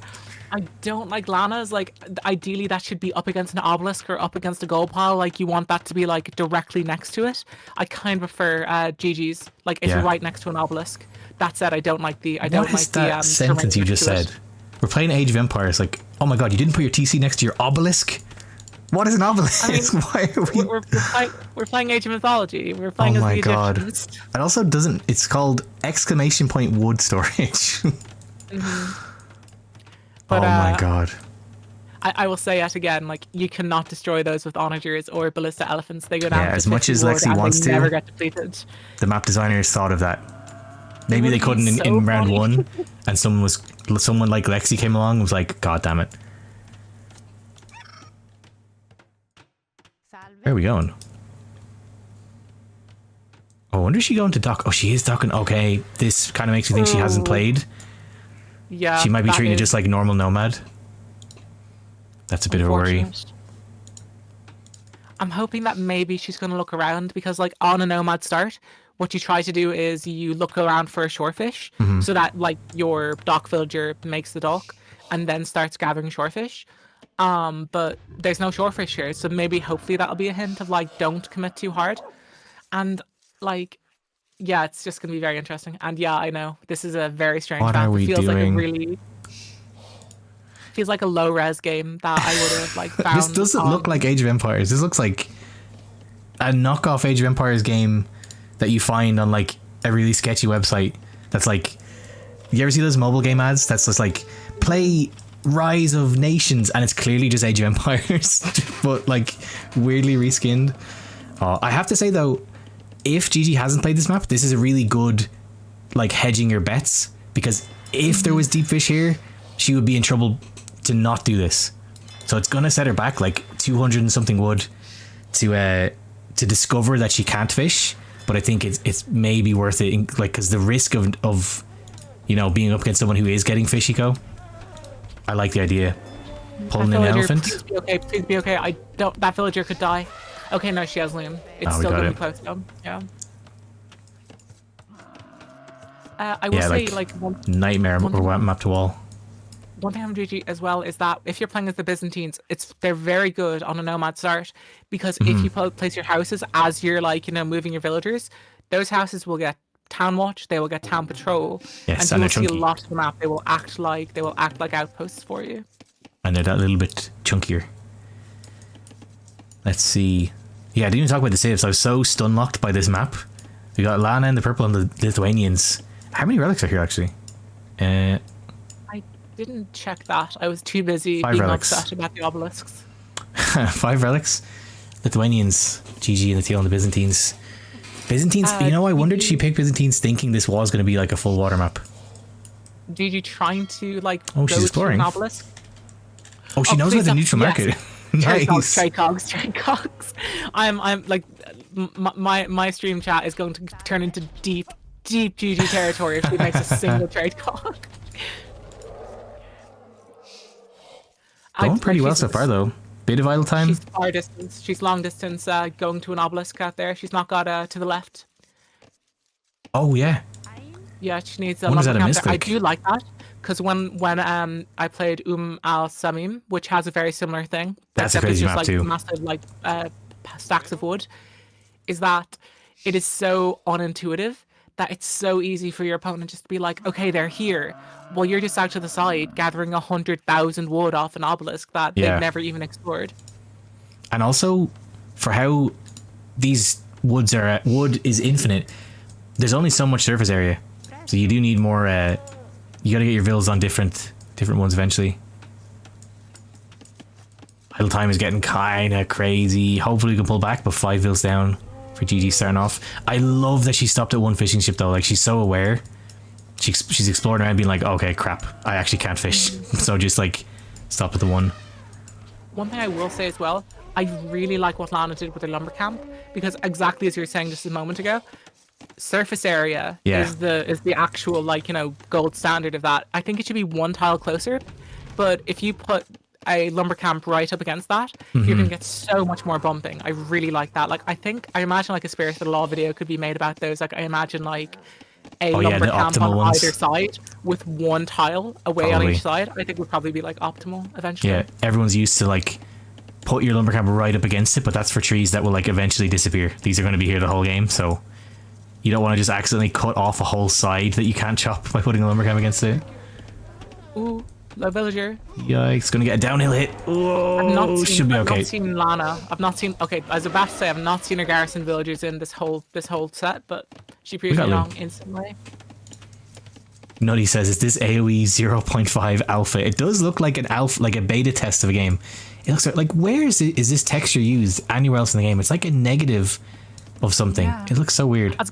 Also, like the difference in texture in the water really reminds me of the way that like exploration works in Age of Empires 1, because like it is super like square and blocky, whereas like AOE 2 we have like more rounded squares and so on. Yeah. I think like Gigi's score right now is being massively inflated by that single fishing skip, just doing so much scouting. The meme is here. Score is literally all water. It's literally all water. But yeah, I bet Lana's like, what is she doing? Why is my score so bad? Nice walls though. No problem, Christella. Thanks for stopping by. Trying to de-rust, keep your skills sharp. Ooh, there's a hole here. Oh, did you notice? Nice. She has. How do you see these holes? This is such an insane map. I kind of want to play this map just because it looks so crazy, but man, if I was 400 elo, yeah, 400 elo going in, staring this thing down. God damn. Yeah, this must feel like you know you're just being transported to like the surface of Mars like instantaneously, and you're just like out in this like barren desert.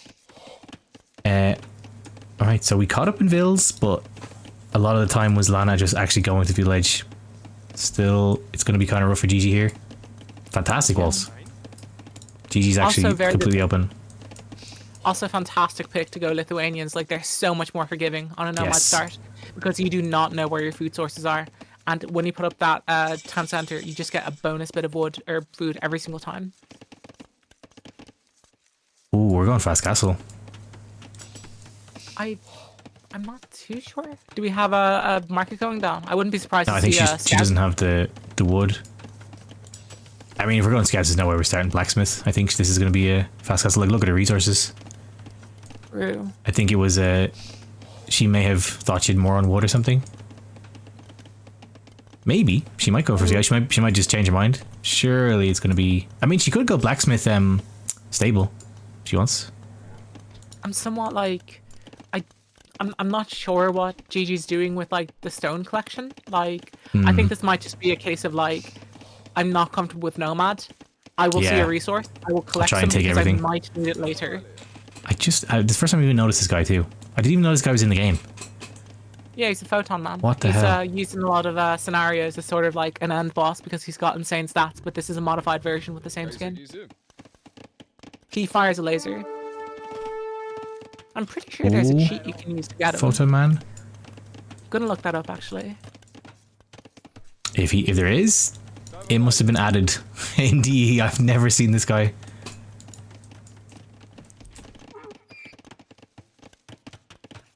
Yeah, it was added during the expansion that got Kumans and so on during the last. What's the code? Photon man, all lowercase, space between the photon and the man. Oh. We got Feudal. Feudal's coming in. Yeah, Lana clicked up. Lana went idle the whole time. She was waiting for that market to come up. Kick castle low. What do you think she's gonna go for? Because there's no indication so far. Like, are we gonna go crossbows maybe? Like, I think that's. Or no, sorry. I'm thinking about the wrong civilization. I thought while I was looking at the Byzantines. So we're gonna go knights probably. Yeah, I would assume knights. Or else if we're just straight up nomad gaming, she could just go heavy on stone. I would think she would already want to be on stone though. Oh, Ladashek, what's up, dude? Thanks so much for the raid. How's it going? Hello. Ladashek is a ridiculously strong player. He's a huge he's from Belarus, I think. Big streamer too. He was oh my god, don't let me get it wrong. I think he was Paladin bracket in WCC. It's like the second to highest ELO bracket. What's up, man? Thanks for the raid. We are casting Loyola Queen's Cup here, me and Lexi. Let me put your channel there again. This is a low ELO women's only tournament. Under 1300. This is the finals of the lower ELO bracket. We got a 400 facing down a 900. What the hell? There's also this map is insane. Yeah, this map is probably making you guys question a bit. This is extraterrestrial. I've never seen this map before this game. But for some reason, this is in the map pool for this low ELO tournament. But they're trying, they're gaming. We would have thought this was going to be a 3-0 sweep, but Gigi in game 3 just locked in. She's back. And honestly, doing pretty well. We got the nice fill lead. What the hell? Yeah, those are lasers. They just don't have any range, so they're just like shooting like, and they do no damage. The ground around them. They do 2 damage each. Like, look at the screen right now, the dog flying in the distance. This is an Age of Empires screenshot, if ever I've seen one. This is like the Age of Empires we have at home meme. Yeah, this is the knockoff one that you found in like a video shop that your mom thought was the game you wanted, and it was the wrong one. It was like a weird pirated one. No, Lexi, sorry, Lana gonna go for knights. It doesn't actually have a sleeve either. Like, you know, the sleeve is actually just like a printout. Yeah, it's like burned. It's in black and white, burned onto a random disc.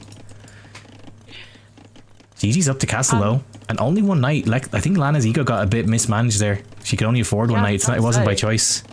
So I think she's not going to be able to pressure enough. She had a big window and didn't do a great deal with it. And Gigi, like, the quick walls. I was questioning the stone earlier, but if you look at that stone count, Gigi can put up a castle immediately. And it's oh my god, imagine she castle drops.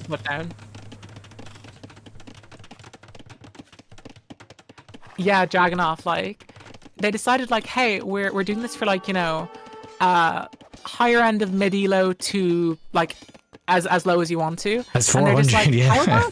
How about we just, like, make you suffer, extraterrestrial, basically. I need to know, if you find out who in Queen's Cup picked the map pool, I actually don't know whether to love them or hate them. Like, I love them for what we're getting to witness, but like the players probably hate them. Like, I bet Gigi hates them right now. Dragonov, yeah, this is Lana's home map, the purple player. Oh, it's gonna be a forward castle call. Let's go, Gigi. Fantastic. Oh my god, this could be huge. Lana actually can't answer this. Where is her knights? Knights are down here. And also, like, it does deny the closest obelisk that she is gathering. And Gigi's so got camels. Also, this castle goes up. To explain to people, like, who just popped in, like, what the hell is this map? Those big, like, obelisks there have 100,000 wood each. They will never run out. I tried to do a little bit of workshopping myself because I was in the tournament too. You can't destroy them with onagers. You cannot destroy them with ballista elephants. They will not run out. They will go down to like 150 wood if you hit them, but you cannot actually deplete it even after it's been hit by an onager or ballista elephant. So it's basically a free position, but as a result, they become such sensitive areas where if you get pushed, you have to go to, like, look at how far apart they are. If you get pushed off your wood line, usually you can just like move 3 tiles on because your wood line still extends. There is no wood line here. It is like a wood dot currently. Castle goes up. This is a really good spot for Gigi. Now Gigi lost 8 vills there and it isn't making vills, but this is, I bet Lana is sweating. Lana's like, there's no way on my like craziest home map I'm getting castle dropped. God. And it's like what they always say, you lie down with dogs, you end up with fleas. Like, Lana should have known what she was getting into. I'm gonna make it crazy, and then just like, oh my god, it's crazy. Brings you to the castle drop map. What the hell? You castle dropping me? Adding 3 TCs. Okay, nice. Gigi, we're making vills again. The camels were so clutch. I'm so proud of her for making camels there. Because even those 3 knights would have like stopped this whole castle if there was just nothing. Getting some bill picks too. Really solid there.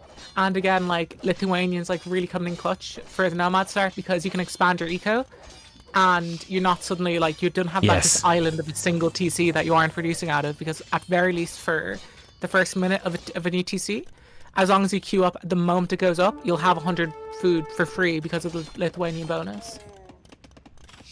Here's gonna push them back. And like, again, Gigi, like, disregard the number 436 because like the awareness she has to be like, I'm going to keep an eye on my army at all times. Obviously, like, you know, the eco macro could do with some improvement, but it's genuinely fantastic. Like the fact that she is so good at saying like, I'm going to pressure your vills. Oh, there are some spears coming in here. I'm going to run away now.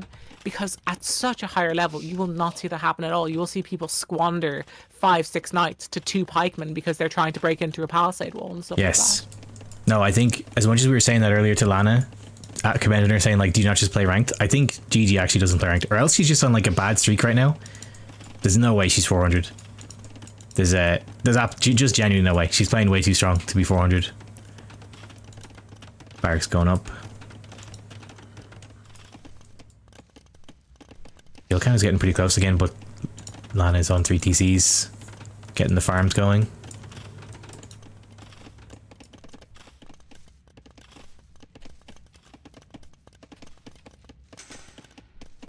This is crazy. Hello, Ace. We are in the final of the silver bracket. What's up, Yen? Got the champion of the other bracket here to watch the finals of the lower bracket.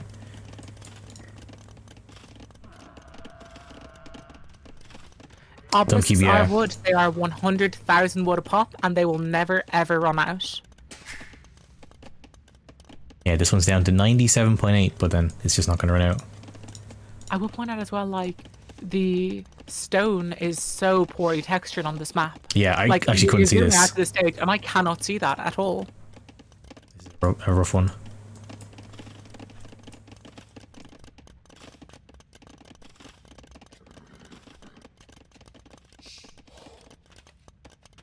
We've got a bit of a chill moment. Lana's just trying to get her eco online. I think Gigi is trying to decide where to go from here. Yeah, I do just think that, like, you do notice at these levels, like, there are so many very, very good fundamentals.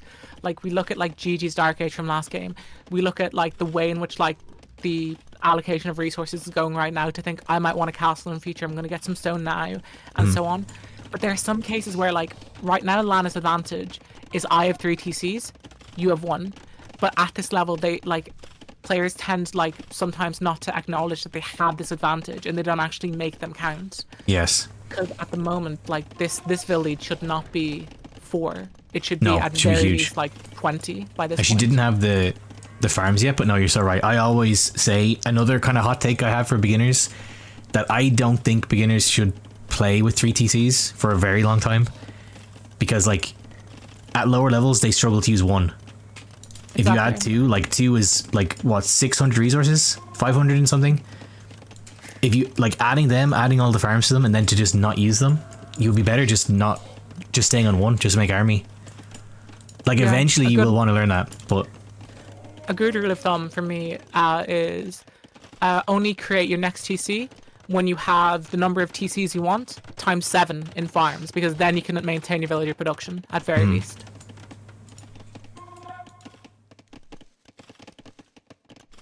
Cataphracts. Love to see it. Love it. I love cataphracts. Cataphracts with a dog flying over it with a cape. Deep Gigi territory. Second castle. Gigi loves castling in range of another castle.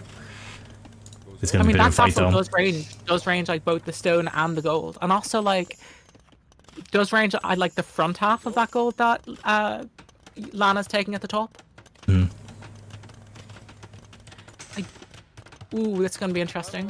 Dancing around the pikes. How have these units not taken damage yet? Their pikes just can't reach them. Gonna take down the ram, but they are cataphracts. They're gonna die very fast. Got a monk though.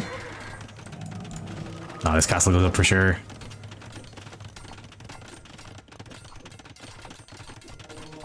I like the cataphract distracting.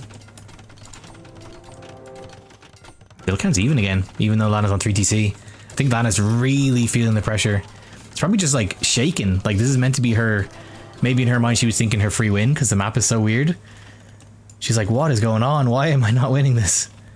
Oh, I love Bodkin. Fantastic upgrade here. Okay, Lana's starting to add knights again. Gigi, the castle's gonna be good. You need to pick something. Whether that's like go to imp, whatever. You've got to start making some sort of units. Fighting with Vills. I like the decisiveness at very least, even if it's not the right decision. As soon as you start stemming the tide of like rams going at your castle, you're already making a better decision than if you just like sat your builds in there and the rams just sitting underneath your non-murder host castle. The problem is the Vills are fighting the knights, not the rams. It's a very difficult thing to see, to be fair. Yeah, it's actually so tough to click. This castle's kind of in trouble. Adding a monk. I would even just make a couple of cataphracts. Oh, the food is a problem. She's no food. This castle might go down. Oh, the quick wall. I think, yeah, she dropped this villa to try and repair. The villa's still in there. That was so sick. She dropped it out to repair the castle and she wanted to wall it in. Oh, monk on the way to steal this knight. Do quite well. The monk's gonna steal the knight, and then the knight can take the. Can we see delete? Oh my god, they're both gaming so hard. The delete is so ridiculously high level. I can't, like, for 900 is crazy to even think to do that. I would say even one thing that the use of the monk and the cataphract does is it forces the knights to maybe run slightly too far away from the castle. Yeah. And I don't think that knight was deleted. I think it was like fired down by the castle. Oh, you might be right. Hold on. I didn't even think of that. Yeah, I think it was. I think I just saw the remnants of the arrows. Yeah, maybe it was. Yeah, you're right. Damn. Okay, sorry, Lana. I just commended you so hard, and you're like, yes, my delete. I mean, Lana deserves every commendation for how she's played this set. So she's just like pulling her collar, like, yeah, my delete that I did on the night. Castle. I am kind of questioning. Is Lana gonna go for some monks because she is playing as Lithuanians? I hope she does. Castles should hopefully give her some breathing room. I think she's still just like kind of tail spinning from like, why is this game so hard? She might be just like a bit frustrated here. Be like, this should win. She might have thought this was going to be a much easier win, but Gigi's just putting up such a strong showing. The Vill count is still not bad. 6 Vills down when your opponent's on 3, and she's adding TCs.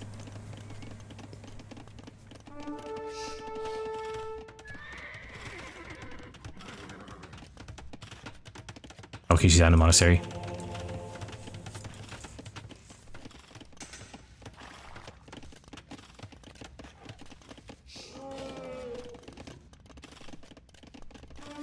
Getting our farms underway. Oh, Gigi stealing some of the relics.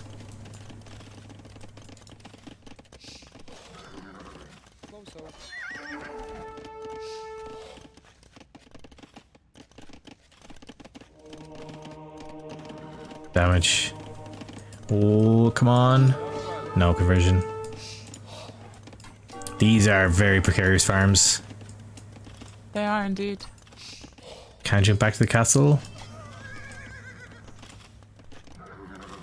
Okay, gonna get some kills here. And we are seeing like one of the big things that extraterrestrial does, which is it divides your eco so much. Because like take a second, just like look at every single position that Gigi is gathering resources. What do you do? Like, do you have a tower on each one? Do you have a town center on each one? Do you have a castle on each one? You can't. No. And it's so difficult to like protect yourself. And when you're playing against Lithuanians, and again, one thing I'm going to point out now, I don't like the pikemen like walking with the knights because they're only slowing them down at this moment. You want your pikemen in a defensive-ish position because they're not really going to do much to villagers. But it is so difficult to deal with like a mobile army of knights on extraterrestrial. There's just nothing to be done. No, I didn't consider that until you pointed out at the start of the game. Like, the obelisks are one thing, but like, is there some of them you could TC, but there's a lot of them you just kind of have to take and just accept that their villas are going to be in danger. Just gotta have the army. Okay, another TC coming up. Lana's forgot. Oh no, she got it. Oh, might grab a conversion here. Oh, come on. There's no way this doesn't convert. Nice. Come on, it's in. I will say one thing I do also quite like that I'm only noticing now. I don't know, I have to go for just like a few seconds. But Gigi has Boso. That's very important. Doesn't have Horse Collar, which would be nice, but like on this map especially, when like wood efficiency is an incredibly difficult thing to get. And does Lana know she's doing a castle drop? Yes, or is she does. Is it blind?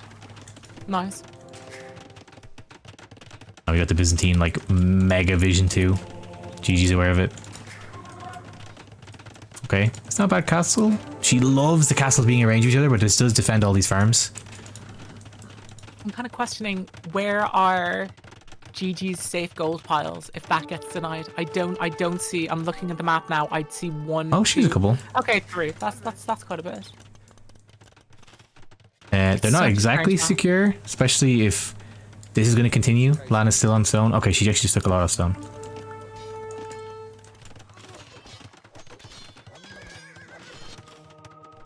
Oh, Lana's just like, give me that. TC drops right beside Gigi's TC to take the gold. Oh, Siege Workshop Lana's coming back on the offensive. Imp click for Gigi. Yes. That is a big Using the decision. cheap imp. Pretty good. It's not as rough as other civs. This is another thing, like you were saying earlier. Maybe hence Gigi hasn't played it because she's doing what you were talking about with the lumber camper right up against the obelisks. Just makes them a little bit less efficient. How many stables does Gigi have? Because at the moment, like the one thing at the top of your mind right now has to be camo production. Like, yes, Halberdier would ideally be better, but you're dealing with a much more mobile army in like a massive map like this. You need a mobile army for yourself that can counter. I do like the camels coming out. This is exactly the right decision. Although I would like to see the chain barding armor for the camels because they will be a little bit weak at this level. Okay, I think she's gonna be fine until Imp. Imp is actually gonna be a big problem for Lana. Lana's very far away from it. Yeah. These castles. I'd also say southwest of the castle on the left, I would really like a castle there from Gigi. Like, if she does like connected castles, a castle right there will basically just say, this is my section of the map. And those 3 gold piles we saw earlier, they will all become much safer. Oh, there's also a relic here. I wonder if she notices. It's good to have it there, and like it means that like Lana's not going to be getting it for a while because those knights only have +1.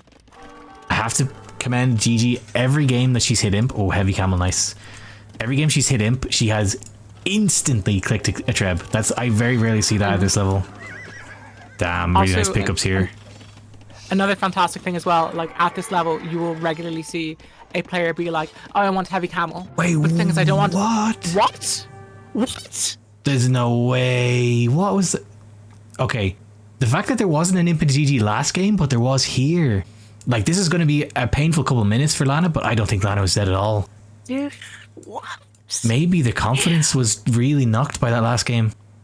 Oh my lord, that's insane. Like I was just gonna say, like, what I love that Gigi does is like what a lot of players do is they'll want paladin or they'll want cavalier, but they don't want knights. So they think to themselves, I'll make the knights once they are upgraded to cavalier.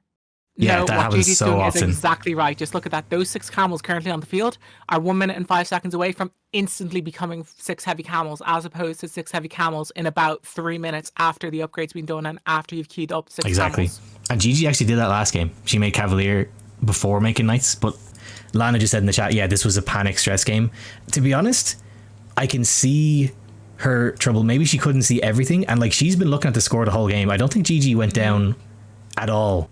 Gigi's like his score has been so scary. Show the fog of war for each player, because like yes, there's a score difference. A part of it is the Imperial Age, but if we look at Lana's line of sight, like she knew that this map had no deep fish in it, so therefore do not make fishing chips, because the only thing the water is good for is that in the corner of the map. Yeah, the you trade. have neutral docks that you can trade with, but the fact that Gigi had explored the entire area.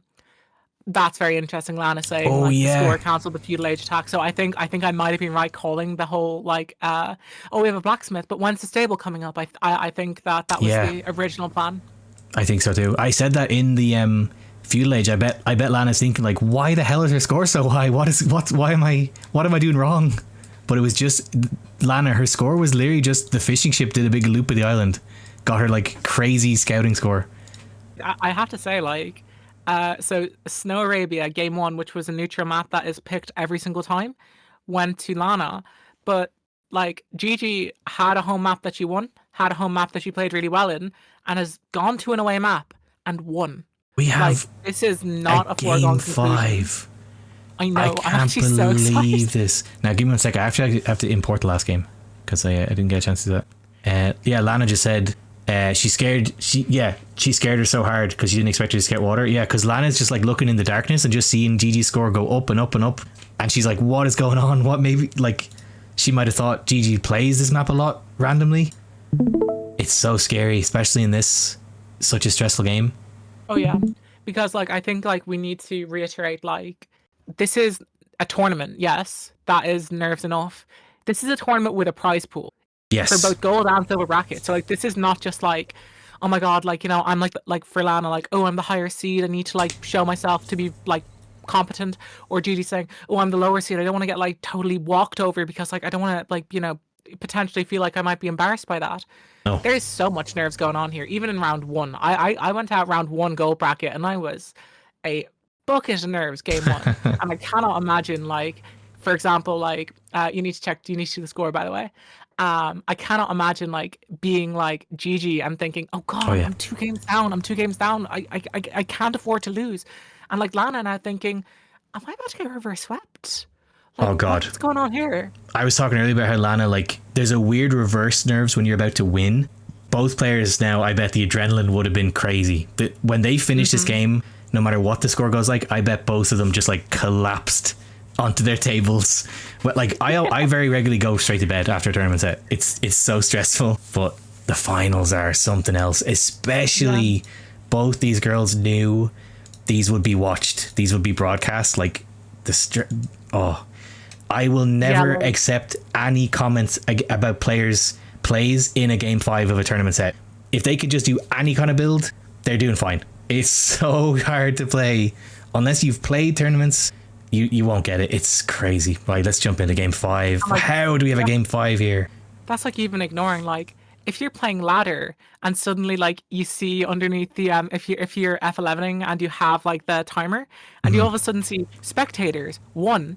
It could just be anyone. You're just like, oh my god, no. And this is a tournament setting and everything. Like, it is insane like what is going on here, and like the absolute like fortitude of both players, like, you know, go through this, and like just to reach the final is brilliant. And I suppose we may as well introduce our players now.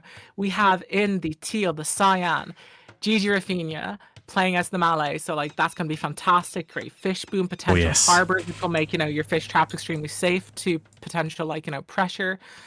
And Actually, we have I can't show you. Oh, now I can. I was gonna say I couldn't show you Lana CC because she was really thinking about it there. Go ahead.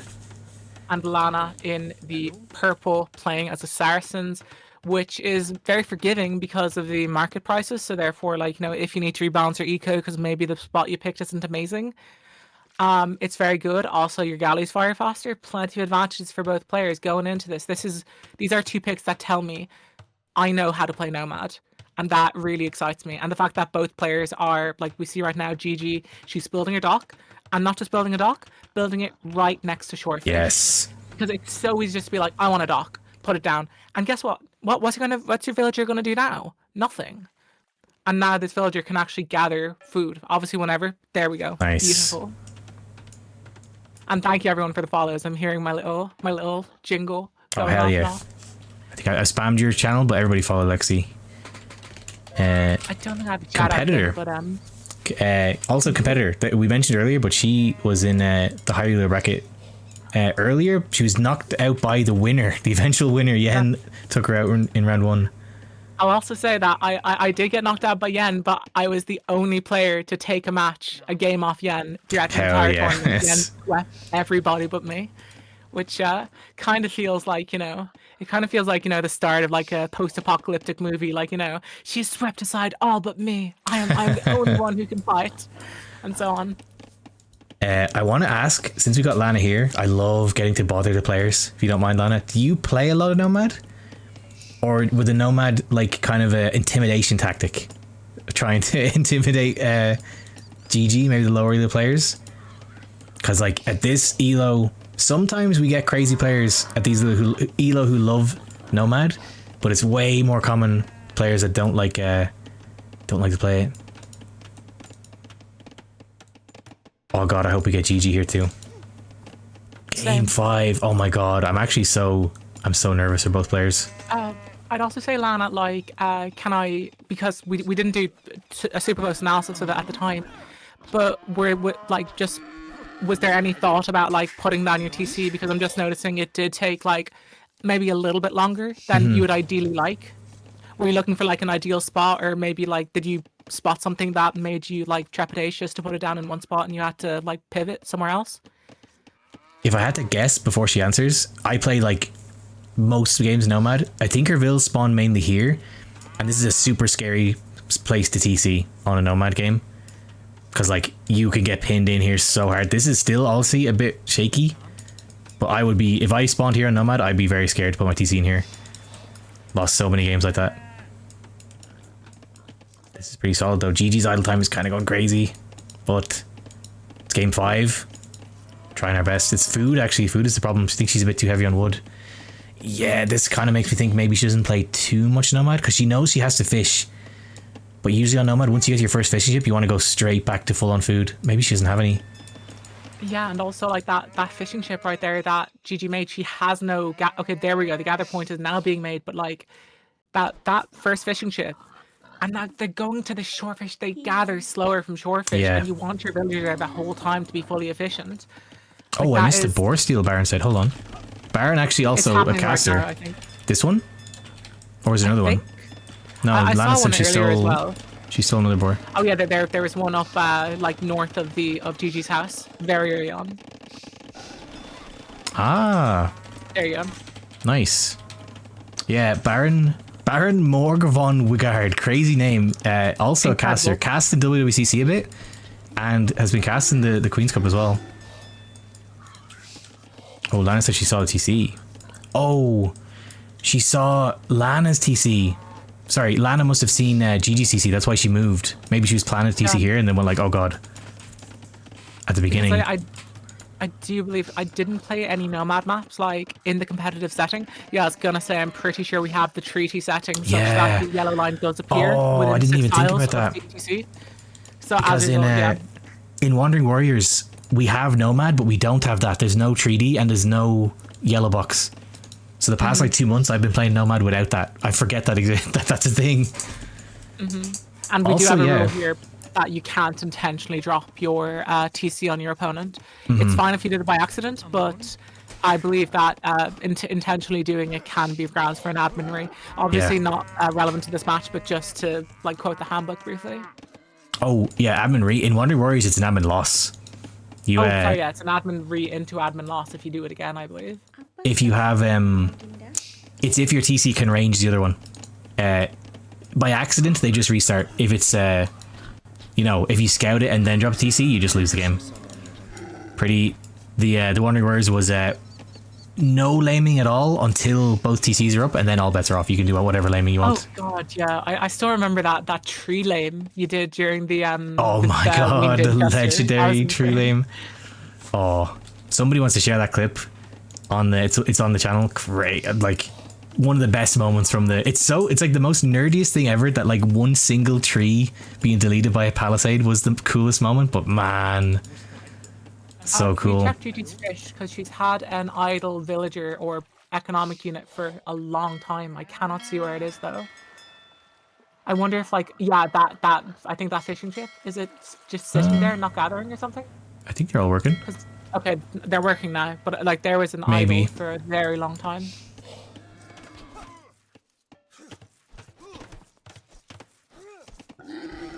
Yeah, Lana said it was that. She could see the TC. That makes sense. Good sport. Gigi is in trouble with idle time. Lana's doing pretty well. 20 seconds is really good. And she has so many cows. My god. She has food waiting. 2 boars being taken at the same time and four cows waiting. It's got to be said as well, though, that Gigi is playing as the Malay, so you can kind of afford to like mess up and still get your timings just right. I don't know if like Lana or Gigi are like aggressive on Nomad, because like generally the play is like either you make a fire galley and hunt, or you make a few galleys and sit, because if you have enough galleys you can mass them up, and those are a lot of idols sitting on the wood line. I don't know where Gigi's eyes are currently. No, Malay are crazy. Malay, you can play it really bad and still beat your opponent to the feudal age. It's actually insane. Such a crazy bonus. Gonna go for a barracks opening. Pretty sure maybe she just wants to scout with a spear, but yeah, usually at this elo in particular, like the name of the game is just who gets 650 stone first. Usually decides the game. Honestly, up to like 1,000, 1,200 is the same.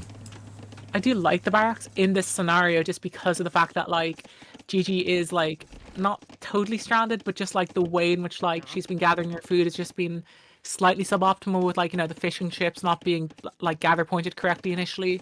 Like she is a little bit behind, and she is stacking up 7 villagers in the TC, so she is about 67 food away from being able to click up, which you should be dropping off from your board. Just like hit that drop off hotkey and then click up instantly. Fuel comes in for Lana. This is a low click up time. This makes me think, she is going to go fuel aggression. This is so rare for this level. I like it.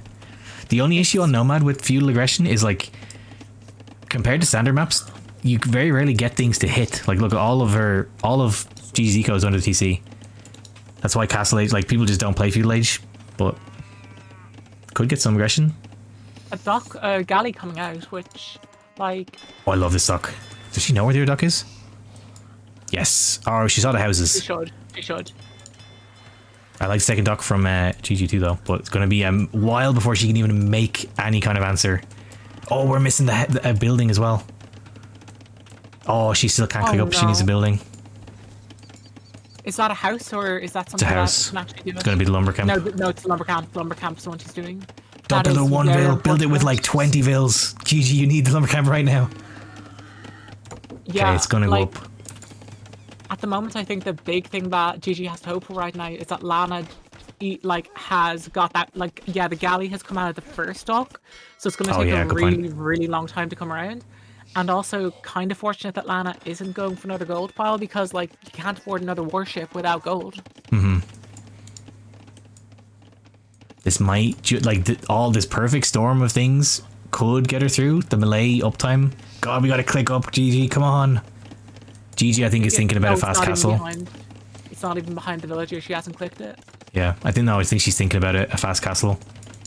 But like, you see your opponent village this quick, you have to be a bit scared. But again, like, her vills are insanely safe to scouts. The scouts are going to be... If a scout gets a single kill, that's going to be so lucky for Lana. All these vills, there should be no reason to lose a single vill here. If Gigi can get to feudal and click straight up, Lana's actually going to be in trouble. Okay, are we watching Gigi? Come on. I don't think that scout got a hit. I think it was tasked away too quickly. Just touched it, grazed its hair, gave it a little head pat, ran away. Nice wall. Galley. Okay, the galley's here, just hasn't found a fish. Ooh, it's gonna find them now. Does she know about the second dock? Because there is a world where you just like camp the first dock thinking that is the one. Yeah. Is she gonna see? She's just outside the range, I think. Yeah, it's just outside. So there's a potential world here where Lana thinks to herself, okay, never mind. But there was a world, I think, where you're like, okay, I'm just gonna camp this dock here that I know is here because the fishing ship have to come back eventually. That's so common. Like, if you see 6 fish, you chase them away with your galleys, and you just sit here and they don't come back, you have to assume they're like at a different dock. Here come the scouts trying for round 2. Gigi. Oh, this Phil's gonna die. I think she's stuck. Okay, that's huge for Lana. Getting any kills. I'm surprised she got any. Phil's are super safe. Fires on the field. Can we get some micro Lana? Oh no, we're gonna lose the ship. Okay, nice. We're looking. Yeah. I am somewhat cautious about if Lana is going for galleys, because like I think again, if you pick the Saracens, you might pick the galleys because you do have the bonus, civ bonus. Oh no, she does got a fire galley. I was gonna say, is that like fire galleys do not, or galleys do not deal very well with fire galleys when the docks are this close to each other. No, especially before fletching. No, I like the fire galley. I think Gigi can cook up, and Gigi is gonna get up to castle so fast, not even because of just like the way her build's going, just for being the melee. This could, I actually don't know who wins this game. I'm afraid for both players. I mean, like, I am afraid too, but the thing is, I'm not even afraid of like, because you know when you watch a lower elo like game and you're like afraid that like one player is about to make like a fatal flaw. Yes. I'm afraid that one player is going to come and just like make an absolute baller move that the other just can't respond to, because that's what we've seen so far. Look at the walls. Seen, like, it's so good. Nerd. Absolute nerd. Michaelos, what's up? You just saw the elo difference? Yeah, look at the walls. This is an absolute nerd. Oh my god, these scouts are going to die. I'm sorry, is the 436 ELO in the room with us now? Because, like, what is going on here? One thing I just do not like about what Gigi is doing is I want to see a barracks up right now, because you need to be able to react to whatever is going to happen, and if you need to make a barracks before you can react, that is off. Oh my god, a trade cog. This is deep Lana territory. Let's go. Please trade with her. Please trade with her. Nutty says, "You think this is missing 0 in Gigi's elo?" I hope Gigi stops by. I guarantee she just doesn't play much ranked. It's super strong. There's no way she's 400. There's just no way. Yeah. Also, like, it's got to be said that like the tournament itself has uplifted the whole community, like for the women playing AoE too. Because when I had a little bit of a word with Yen, because she wanted to see the cast I did of her yesterday. And she was saying, oh, like, my boyfriend helped me with, like, some of the openings. I just thought to myself, cool. Like, you probably wouldn't have done that if it weren't for the fact you're doing a tournament. And now you're going to be a much better player overall.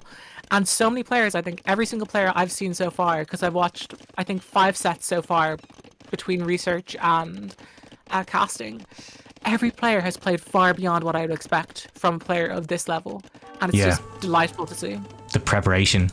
No, it definitely puts you on a different way of thinking. We have like a meme. I don't know if you were around in like any of the T90 tournaments, but from all the way from Hidden Cup like last February up to today, it is like guaranteed if you just join, your elo goes up. It just changes the way you think about the game, even though like there's no stakes. In this tournament there's actually stakes. But in the community tournaments it's just for fun.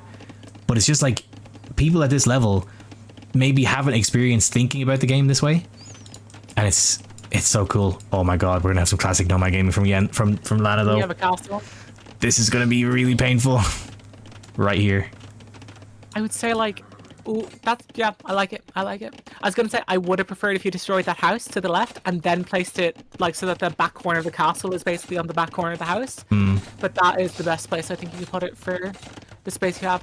And meanwhile, on the water, Gigi is going to dominate it. Although I don't like that she's not hunting the fishing ship. You need to do that right now because she's doing what I thought that Lana might do earlier with the one dock, which is like hyper focus the first thing you see, and not actually like do the damage you want to be doing. I have to say, Gigi is reacting the right way. This is at this. Well, I was gonna say at 1,000 elo. This building is the cause for the amount, the most GGs at 1,000 elo Nomad, more than anything.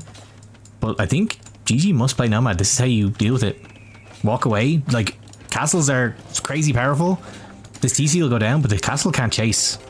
Just gonna move away, add more TCs. I'd also say Lana is also a brilliant Nomad gamer, because the one thing you don't want to do if your opponent does do this is lose the villagers, because like the resource distribution is so like strange compared to Arabia and other standard maps. So having that scout kiting the villagers, so getting a little bit of damage in the whole time, but most importantly, I know where your TC is. So you know, enjoy your 15 minutes of peace. I'm gonna be dropping a Siege Workshop in your face in a few minutes. Because what do you mean? Gigi's 1,200? How? Issue 1,200 team games, maybe. Because that would be interesting. It would track pretty much, yeah. The recent games? No, she's for. I just looked at her. I have it open. Hold on. Because that's kind of a problem. This is the lower than 1,000 elo bracket. No, she's not. She's at 436. She's no team. She has no team games. Like, at least what I'm looking at. Like custom games or something that. Like, oh, you're thinking about quick play.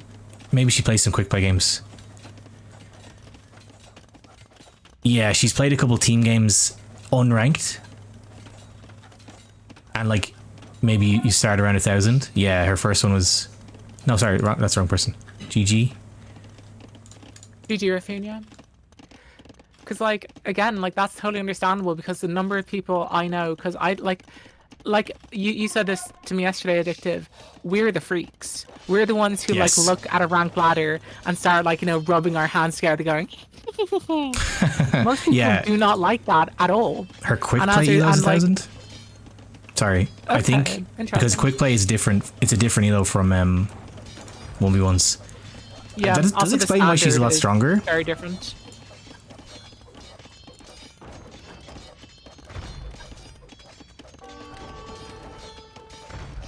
Mamelukes on the field.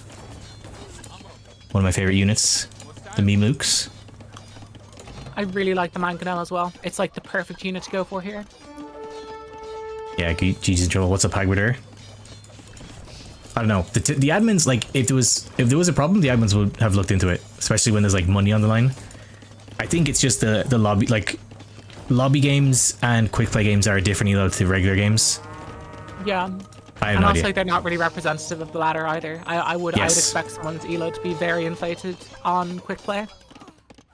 Because like on the quick play games and like the custom games and stuff like that, you get people who are like making lobbies called Michi, no rush, 45 minutes, only. Stuff like that. No ranked players. It's like players who've been playing for 30 years.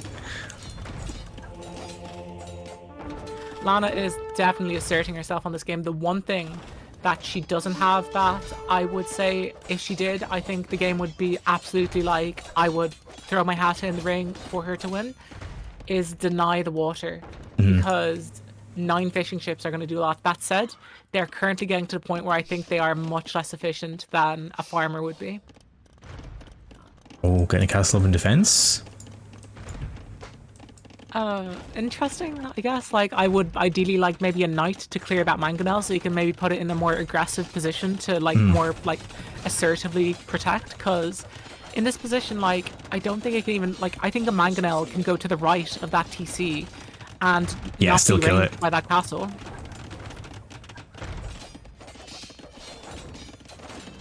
No, I do think Gigi is stronger than 400, but like the admins would have checked if she was actually 1200.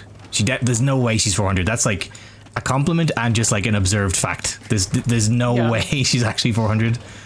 But also like looking through, I did a little bit of research before we went on and found that like her matches so far in the tournament have been 3-1s. So she hasn't been like, you know, pub stomping that you'd expect. Like if somebody was like a 1300 player would come in and just like 3-0 everybody. No, that would be like Yen or even you, just like playing in the lower bracket instead. It would be beyond obvious. Karambit's on the way. Karambits. I like it. The ones that very people because go ahead. Oh no, I was just gonna say again, like I like remember the Magyar pick from earlier, is that if Gigi knows I'm not the best at checking my blacksmith, you don't need to check your blacksmith when you're playing as the melee if you're gonna go for Karambit warriors. Yes. The I was gonna say not nearly as like casting relevant or professional as your insight. My insight was gonna be, we have a debate on what is the Zergling of Age of Empires 2. And a lot of people put forward the Karambits, like the StarCraft Zergling. This is a lot of people's vote. I disagree. This is just like the spammable. Michaelos agrees. I need to. Zergling. Oh, you don't know what Zerglings are? Oh, my bad. I've never played StarCraft. Just like super fast, strong, spammable units, like military units. They're like one of the most famous units from StarCraft, just these tiny little alien guys that like run across the map, eat your base alive in 5 seconds. Yeah, we just like, there's so many units in Age of Empires that have that trait. A lot of people vote the Karambits. I don't agree. They're too weak. I think the Karambits are a good shout though, because like it reminds me of the Spirit of the Law, like, you know, opening credits joke of the Karam Bitcoin value, like as they like go into this field. Ooh, nice. Very She's nice. getting some extra, some counter damage on the water. All that said, though, you get all that done, and you have inefficient fish because you're not making your fish traps, and you're down 30 villagers. Like, she needs to like create an advantage for herself at the moment, and she's not producing out of both TCs. Those 4 villagers are queued up at only 1. Yeah, nice eco from Lana though. I think Gigi's in a really rough spot.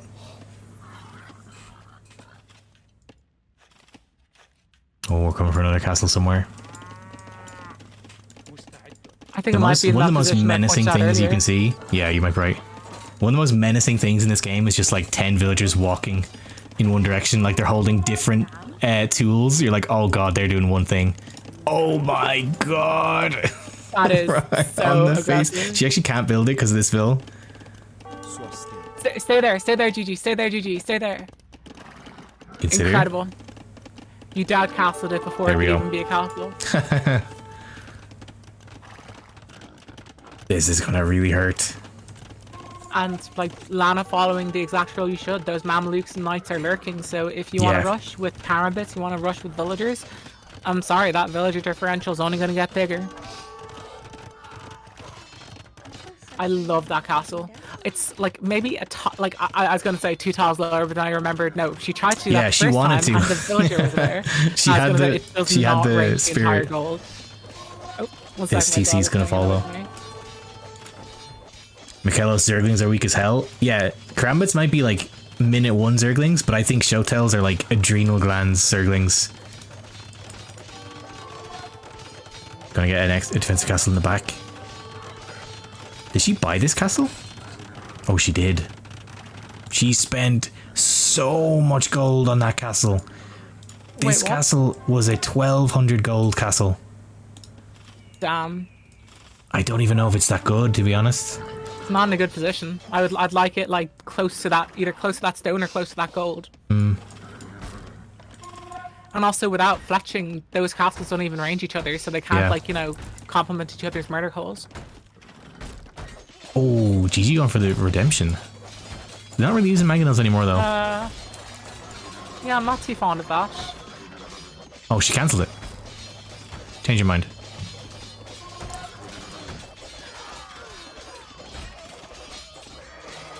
Michaelo says Gigi heard us claim that she's 1200 on stream, so she dropped a 1200 gold castle in a bad spot. I mean, you're saying that. I did that in my Team Islands game. So. Gigi is in. I'm again not going to call it because of the things we've seen this whole tournament, but Gigi's dead. Like 20 bills to 70. I think Gigi's mega dead. She does have 15 fishing ships, but they are not efficient at all. Lana can just chill now. Click up. There's no way Gigi can go back from this. Yeah, I think we're about to see Gigi congrats or words to that effect. The Gigi. Yeah.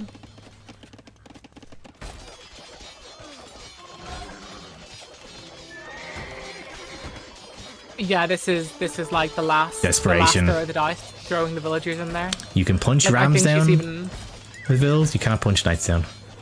I think unless you're trying Spanish. to maybe pull the knights away from the castle so that maybe the castle could fire on them. And another that's a get out of my game castle. Yeah, right it's there. like that is, come on, Gigi. I get it though. There's the ACCM meme, but then there's also your game 5 of final. You want to make your opponent fully kill you. If there's any chance you can come back, you want to play it out.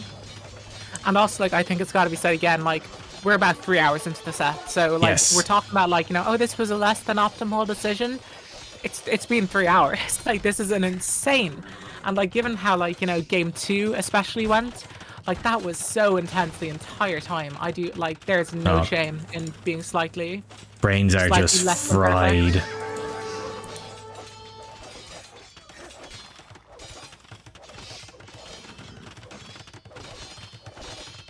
No, unfortunately, 2 vills. This is I'm calling time of death. They are. Whoa, taking berries. Transport ship.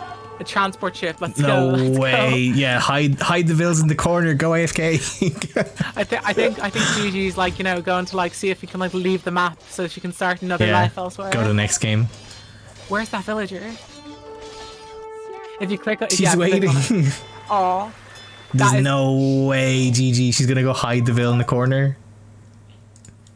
She could hide the vill in the corner and sit on 5,000 food from all this fish domination. Hide the vill and then go for dinner. Come back in 2 hours and see if Lana's still playing. Oh my god, what a troll. I think she's just having fun. She's beyond dead. It's not even a joke anymore. She's played crazy, but I think Lana knows too, it's gonna be her final. Where are we going? Yeah, strange place to take the. What's crazy is she has food. She could be making vills. I'm not saying there's a chance. There's no chance really. But it's not like she's completely dead. She doesn't have wood though. She can't make a TC. No, she has a TC. I mean. Oh yeah, she does.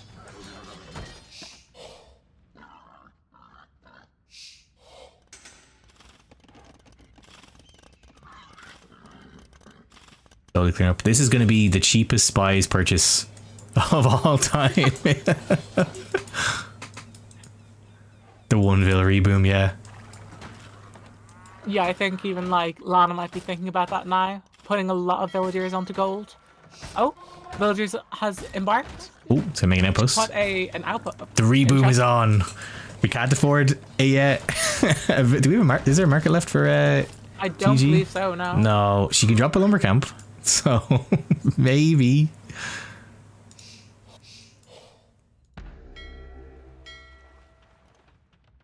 Sweep is We on. gotta get spies.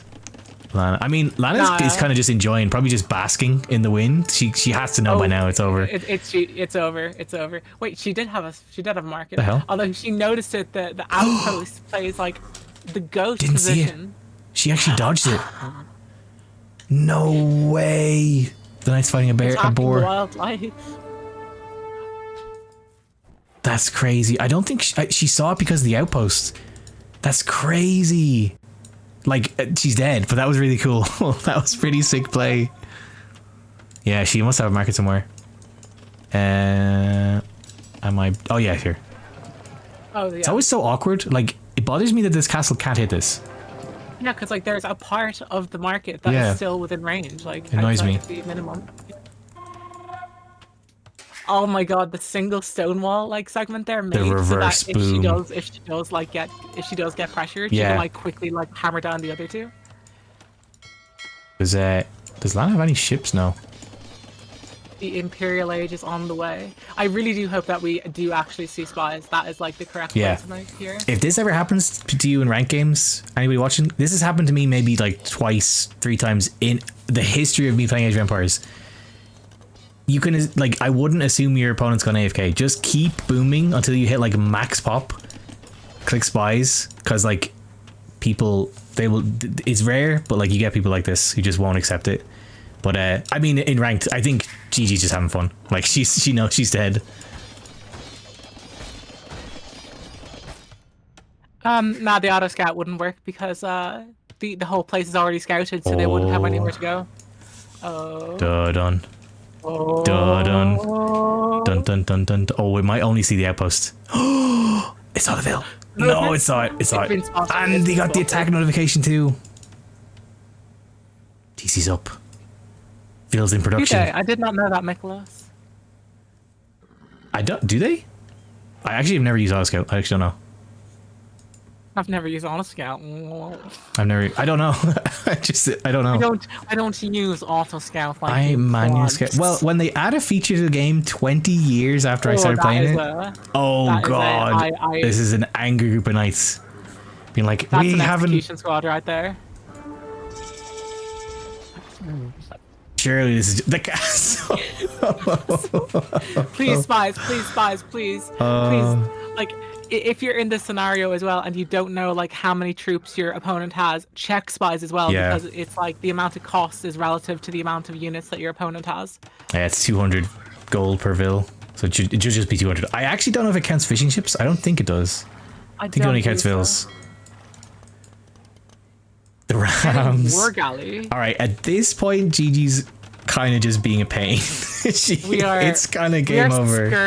We're skirting BM here. We're definitely knocking on the door. If she jumps back in the transport, I'm gonna be a little bit. All right, here come the Rams. Very, very well played from Gigi, but unfortunately, this is gonna be the end. I just realized that, like, at that town center, she can't produce anything because she's housed. No. It's like, she will need, like, I'm trying to do the maths in my head really quickly, 375 wood for a TC plus enough houses. Projectiles coming from everywhere. 51. Goes down. Where's the Vil? Are you kidding me? She did run. Okay, Gigi. Nice. She did call it. Well played. Nice.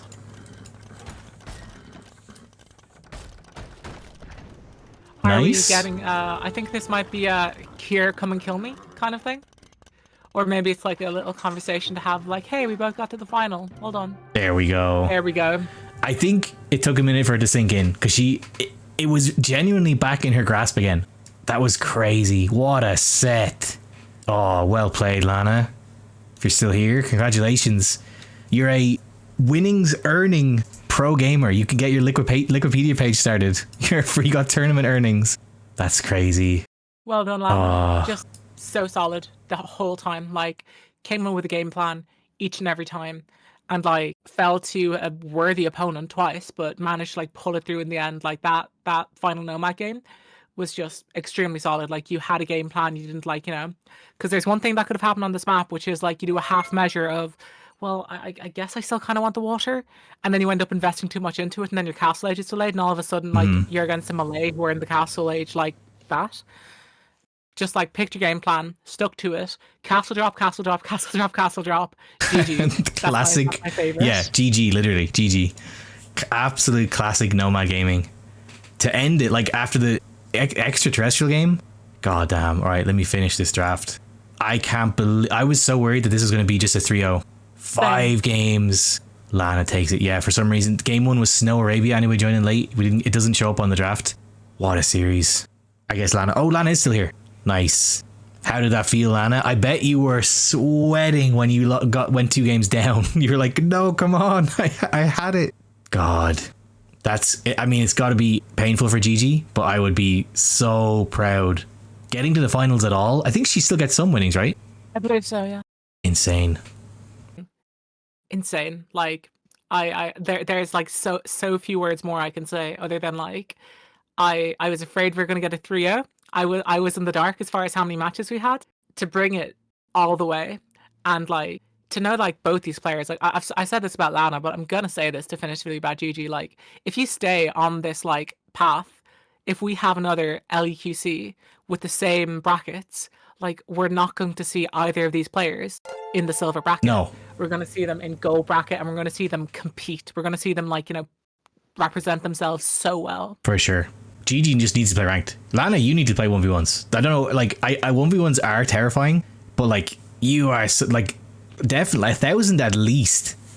What a good set. Fantastic final. I love when the sets, like it's kind of a shame when a grand final just goes to a straight 3-0. I'm sure like Lana would have liked it if it was a straight 3-0. Would have been way less stressful, but yeah, I was gonna say that. Like, all respect to Yen. Like once again, Yen, if you're still here, congratulations on your win of the gold bracket. Oh yes. But, like, the domination of the gold bracket from Yen, like it's incredible. It's great to see, but like to see a 5-game set like that, to see like not just a 5-game set, like 5-game sets are great, but in my opinion, the best type of 5-game set, because there's 5-game sets where it's like player 1 wins game 1, player 2 wins their home map, player 1 wins their home map, player 2 wins their, and it just goes back and forth. To see them like go to the away maps and just play so well, like to bring like that Burmese rush into Circle Arena, to have all those ideas, to like, you know, play extraterrestrial like she did for Gigi's side.